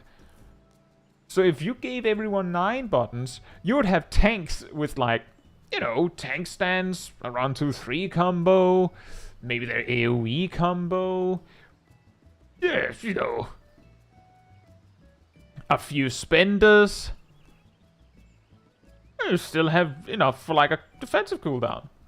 You still have enough for defensive. Like, you could have most of your filler rotation and still have space for defensive cooldown. How useful is Thin Air and White Mage compared to Lucid Dreaming? Lucid Dreaming gives 3,850 MP per use. So, like, just short of 4,000. Thin Air gives, at best, 2,400 MP per minute. So Thin Air is weaker than Lucid Dreaming.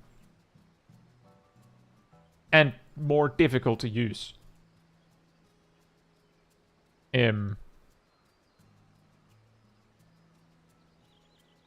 That's true, Perrin, but it's that mean. So Lucid Dreaming gives 3,850 per use. Thin Air, at best, gives 2,400 once, and then 2,400 every minute. It takes 2 uses of Lucid Dreaming for Lucid Dreaming to beat that. And overcome that. 2. So I don't think Thin Air is any strong competition. And yeah, with Samurai, if you had 6 buttons, you could grab your full AoE combo, Hakase and Yukikase, and the Iaijutsu.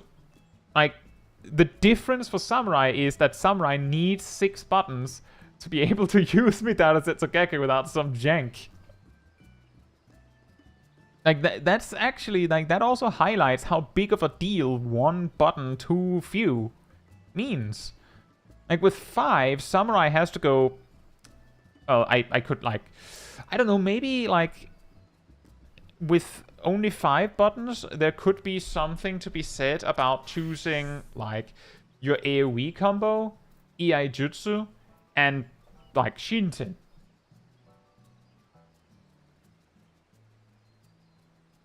Hey, how's it you? Hope you're doing well. Yeah, we are a bit in the classic after the challenge tea time where we're discussing options.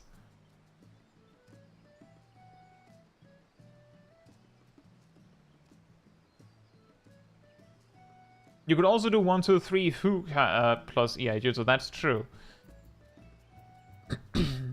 Oh, go. Wait, 1, 2, 3 plus Fuka plus Iaijutsu. What? How would you get both buffs with that, Clement?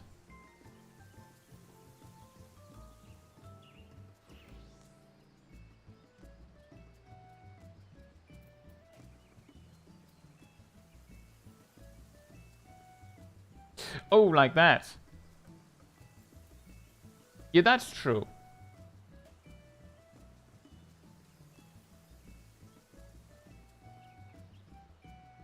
That's also true. That way you could have Higanbana. I feel like... part of the problem is also that when you only have 5 buttons, if you only have 5 buttons, then if you're doing a dungeon, then you have to like go, oh, do I need AoE? Or can I just go full single target? And if you're doing like a raid boss or a trial, then you can go, there's probably no ads. Unless there are ads.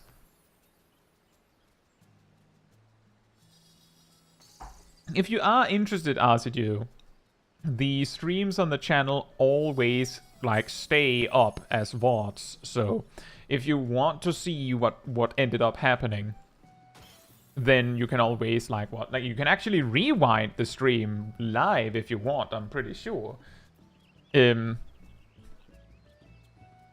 Yeah. I can say in particular that the trial roulette was quite spicy. It was quite funny as well. Hey Ryan, hope you're doing well.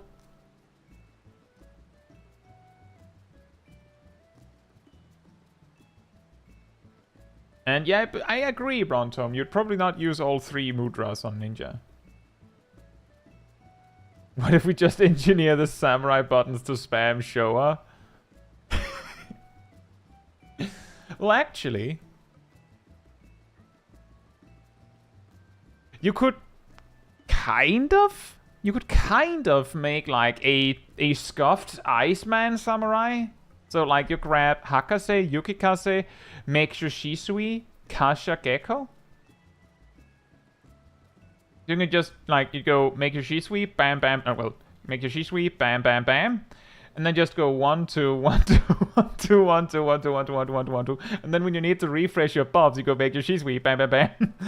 Again, actually, there's no point going bam bam bam. You just go bam bam bam, because like you can't spend your Iaijutsus. And if you had 6 buttons, you just add Iaijutsu to that, and you're pretty good.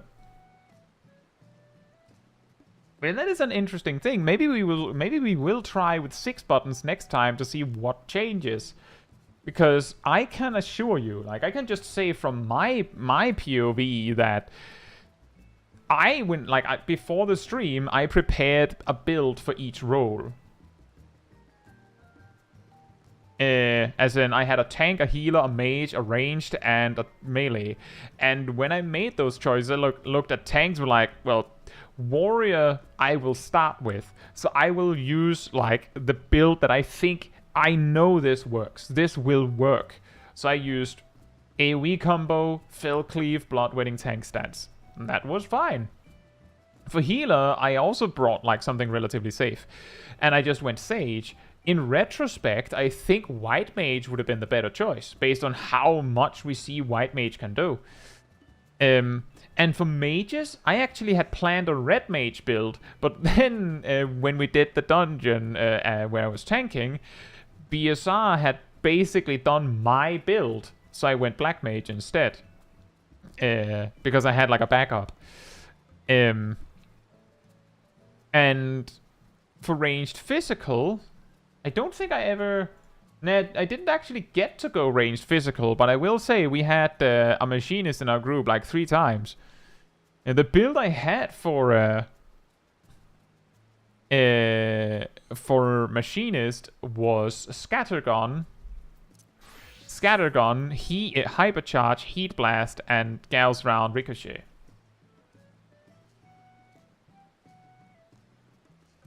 What if you've had Black Mage and Red Mage? If you had Black Mage and Red Mage that took your builds, I think I would have just gone Black Mage or Red Mage at that point. Because this is actually the point that I was getting at, is that I looked at the tanks and I was pretty confident in Warrior and Paladin, so I went with Warrior because I felt more confident about that. I looked at the healers and just went, well, Sage is a pretty good one, right? Like that's the one I know really, really well, so I'll do that one. And for mages, I looked at it and was like, I can't make Summoner work. But both Red Mage and Black Mage were extremely easy to make work. Like, almost instantaneous. They're like, I'll just do this. And for ranged physical, Bard was way too hard to make work, in my opinion. And Dancer was, I mean, you just choose 1, 2, 3, 4, 1, 2, 3, 4, and standard step. That's the obvious one. So that I found that a little bit boring, so I went with the machinist one. And for melee, I looked at ninja and went, nope, it's not gonna work. Looked at samurai and was like I had like almost war flashback like experience of Garzel mentioning the I'm gonna use Medara Zetogeka build. I was like, I don't have a better idea. I'm not doing that. I looked a little bit at Dragoon and thought you'd probably choose a 1, 2, 3 combo, like probably Heaven's Thrust combo, and like Doom Spike. Maybe you just go Doom Spike and Sonic Thrust. So you can, 1, 2 AoE. Now you have your buff, and you can just 1, 2, 3, 1, 2, 3, 1, 2, 3. That kind of worked. And then I thought about Reaper, and well, you could do this, which is really silly, but kind of works. And then I realized that Monk actually kind of works. Like, it kind of works. Like, you just choose, like, the best of every combo step. You just do Dragon Kick is the best step 1. Just hand is just the best button. You could choose Twin Snakes or 4-Point Fury. If in lacking an AoE button, 4-Point Fury is probably the better choice. And then you can choose, like, Demolish as a dot to maintain. And then you just, like, roll with Dragon Kick spam. Just spam that. And then whenever, like, your buffs or debuff are running out, you just go 2, 3. 1, 1, 1, 1, 1, 1, 1, 1, 1, 1, 2, 3. And you don't need anything else. So if Perfect Balance and Masterful Blitz are available, you just choose those because you don't need anything else. Like, sure, you could have used Boot Shine, but I'm pretty sure Masterful Blitz is more impactful. You could choose Rock Breaker, but again, I'm pretty sure Perfect Balance and Masterful Blitz are more impactful. This worked. Like, this actually worked. Didn't feel that bad. It's basically, this is essentially the Dragon Kick meme rotation in its most reduced possible state. Basically, Monk is a 5-button job. It's not exactly a 5-button job. I'm just saying that Monk, like, if I had a 6th button, I think I would add Boot Shine. If I had a 7th button, I think I might actually add something like Meditation, probably. And then we start going, maybe I should choose Riddle of Fire. Probably not Brotherhood. Maybe I'd choose Enlightenment before that. But, like, at 5, you're good. Number 6 is, like, bonus. Like, you have jobs like Dragoon where you're like, I can only take some of my combo, and Monk can actually have a 1, 2, 3 combo and be like, this works. I don't need anything else. It's fine. I don't need any more than this. This can work. And then choose cooldowns. Like, if you have a job that on 5 buttons starts shopping cooldowns, then it is pretty good. Would Dragon Kick be top DPS with a single button? With 1 button, that would probably be the strongest, because you have the really short GCD, 320 potency. Like, on 1 button, Reaper is dealing with 330 and a slower GCD. Like, 20% slower. So, yeah, Monk beats Reaper with 1 button easily. And I'm pretty sure that, like, so 230, 200, 220. Like, because with 1 button, like, melee jobs are like, you only have 1 button. Like, with Black Mage, you'd probably just choose Blizzard 1. You're not choosing Fire 1. You're going to go really fast. Blizzard 1 is actually the better choice. It's that bad. It's that bad. And with Red Mage, you'd probably just choose Jolt. Actually, Jolt could work. Jolt might actually be Like, it might actually be able to compete because mages have a built-in 30% damage boost from Maim and Mend. So Jolt would actually potentially be able to outpace Dragon Kick spam. But you'd eventually run out of MP. And Summoner, you just choose you choose Rune 3, right? You just choose Rune 3, which is weaker. Like, again, that might also be able to compete just because you can just spam Rune 3. If I could only have one button, I'd choose Scathe out of spite. But yeah, it's quite interesting. I do think if you only had one button, only one, then Monk having Dragon Kick makes it a really, really strong choice. And like, all ranged physical are like, they don't have a good single button. So it's like Red Mage, Summoner, and Monk are like the strong. Like, it's so dire that White Mage is in the runnings to do more damage. Because Glare is about, like, just about the same power as Rune 3. So, like, if you only had one button, you'd probably rather be playing a Sage with doses than you'd play Summoner. Or Red Mage. Because doses would do more damage. I'm pretty sure. One button roulettes win. I don't actually think it... Like, the simple fact that... So, we had one wipe on this stream. In the first dungeon on Expert Roulette, we wiped because the boss overwhelmed us with AoE damage. Which means that if we went in with only one button, then the tank would need to, like, first of all, they'd have to single pull. They'd probably have to choose overpower or something like that. And the healer would have to choose an AoE heal. And that's also true, Leah. Just like Red Mage and Summoner, Sage would eventually run out of MP. I mean, you'd basically just have a warrior, or a tank spamming an AoE attack. And speaking of which, Unleash probably means that Dark Knight is the best choice as your tank, because it does the most damage of all these single-step AoE attacks.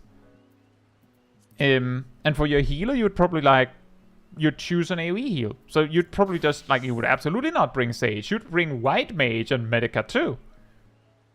And nothing else. You'd just bring a White Mage and Medica too, and then White Mage would just be bonking enemies with a staff. You could also choose Astrologian with Aspected Helios. That's also an option, actually. You'd probably choose that because it's the same. It's identical in power, but cheaper. So you'd go with Astrologian, Aspected Helios, and then just, slice people with cards. And I guess you just bring 2 monks with Dragon Kick. That's probably it. That's probably what you do. 2 monks with Dragon Kick, a tank, a tank, Dark Knight tank with Unleash, and an Astrologian with Aspected Helios.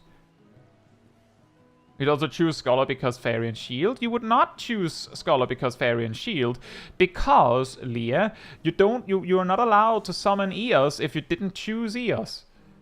So if you're single buttoning it, you're choosing Eos or Sucker. Or. Although I did think of that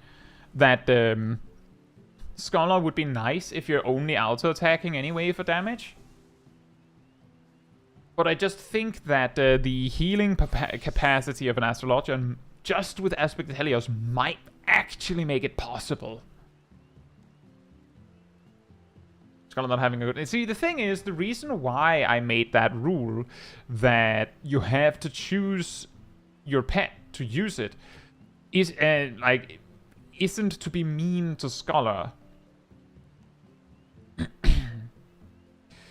It's because if I make an exception, then where do we draw the line?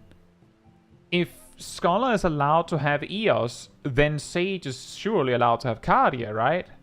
but that's not the same, is it? That's not a fire and forget button. Scholar has to choose ether flow. That one sucks. Too bad. And that's just too bad. Like, that's why I'm just... That's the reason why it's like just strict rule, is just because, well, if I suddenly started making special exceptions for certain jobs, then it's not really 5 buttons. Then it's 5 buttons asterisk unless you need more. And kind of the point of this is also see how many buttons is workable. And the answer is Scholar probably kinda sucks with only 5 buttons. Out of War is a gain on 2, that's true. Discrasia is also a gain on 2.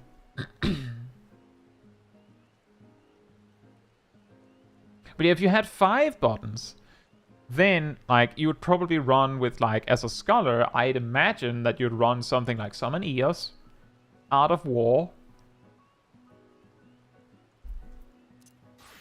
Adloquium,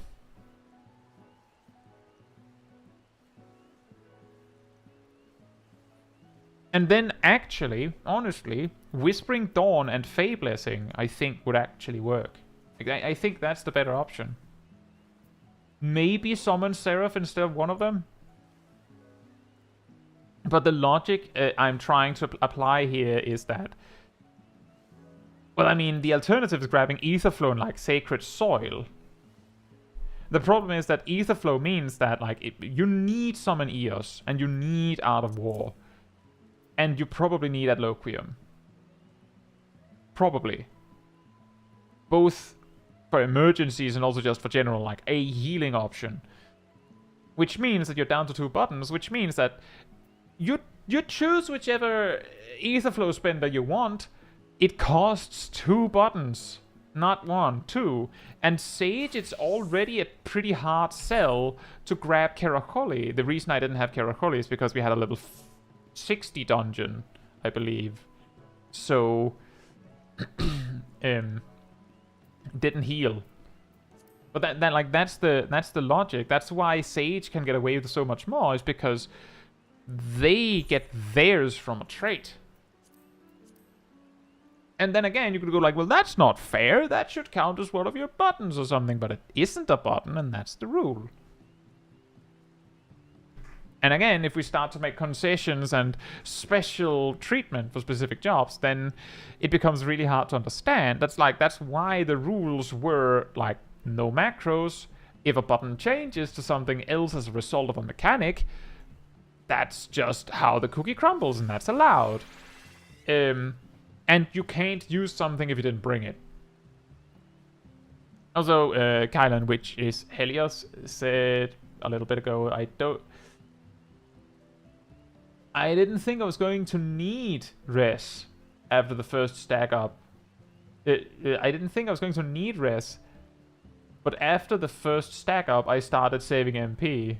And yeah, that does explain a lot of things, because I did notice you were basically completely dry after the first stack up. But somehow you kept having MP to res people with. No trades challenge win. How would that even work? How would you even do that? And sometimes things are just weirdly randomly a trait. And sometimes it isn't. There's no way to do that for realsies, but it would be pretty funny. I have to fix my boss.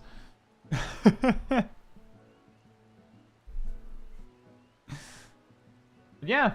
I hope you all found it fun, both to watch and to participate in this silly challenge. I hope that you can get your hotbars back to how they were. Those that destroyed your hotbars for this. Maybe some of you just moved your buttons around and just had good discipline. I think this was fun and very interesting. I think a way to make this more interesting looking forward would be to add more buttons. So like next time we do like 6 buttons. So that we can see, well, what changes if we had an additional button instead of just repeatedly doing 5 buttons. With that said, if you enjoyed the company of me or the wonderful people in the chat, remember that there's a Discord community server that you can join, where you will find most of these people. You'll also find the weekly schedule, so you can see what else is coming up on the channel in this coming week. For example, tomorrow, where we have more mental roulette, where I did 4 extremes in an afternoon. Or at least attempted 4 extremes in an afternoon. You'll also find the announcement room where you see links to streams or videos when they come out. And you can also go to the role assignments room and grab the reminder role. If you do, you'll get a notification when I post a video, post a stream, post a schedule. About 15 minutes before stream or something time sensitive, you get an additional notification so you don't miss a second. And if you did enjoy this particular stream, it helps me a lot if you leave a like on it in the YouTube system. That tells YouTube that it was a very enjoyable stream and you'd like other people to enjoy it as well. So naturally, that helps me a lot. I'm guessing there's no more people cursed with the new look of YouTube, but if there are, I have heard that the cinematics mode brings back the like button. And if you want to support the channel even more directly, you can of course become a member, gift memberships, use the super chats, all that helps me a lot directly. If you don't want to use the YouTube stuff, there's a Ko-Fi link in the description that you can also use. Helps me, of course, with affording to do all this content and entertainment for you all, so it helps me a lot. And all the support is appreciated, whether it's participating in the shenanigans on the stream, being a member, liking the streams, watching the videos, everything of course helps. So thank you all so much for the support. I think that's everything I have. 3 hours of shenanigans and 45-ish minutes of tea time, the classic. With that said, good night, good morning, afternoon or evening, depending on where you are in the world, and I hope to see you all very soon. Bye bye. Time to go watch Eurovision. Is that now?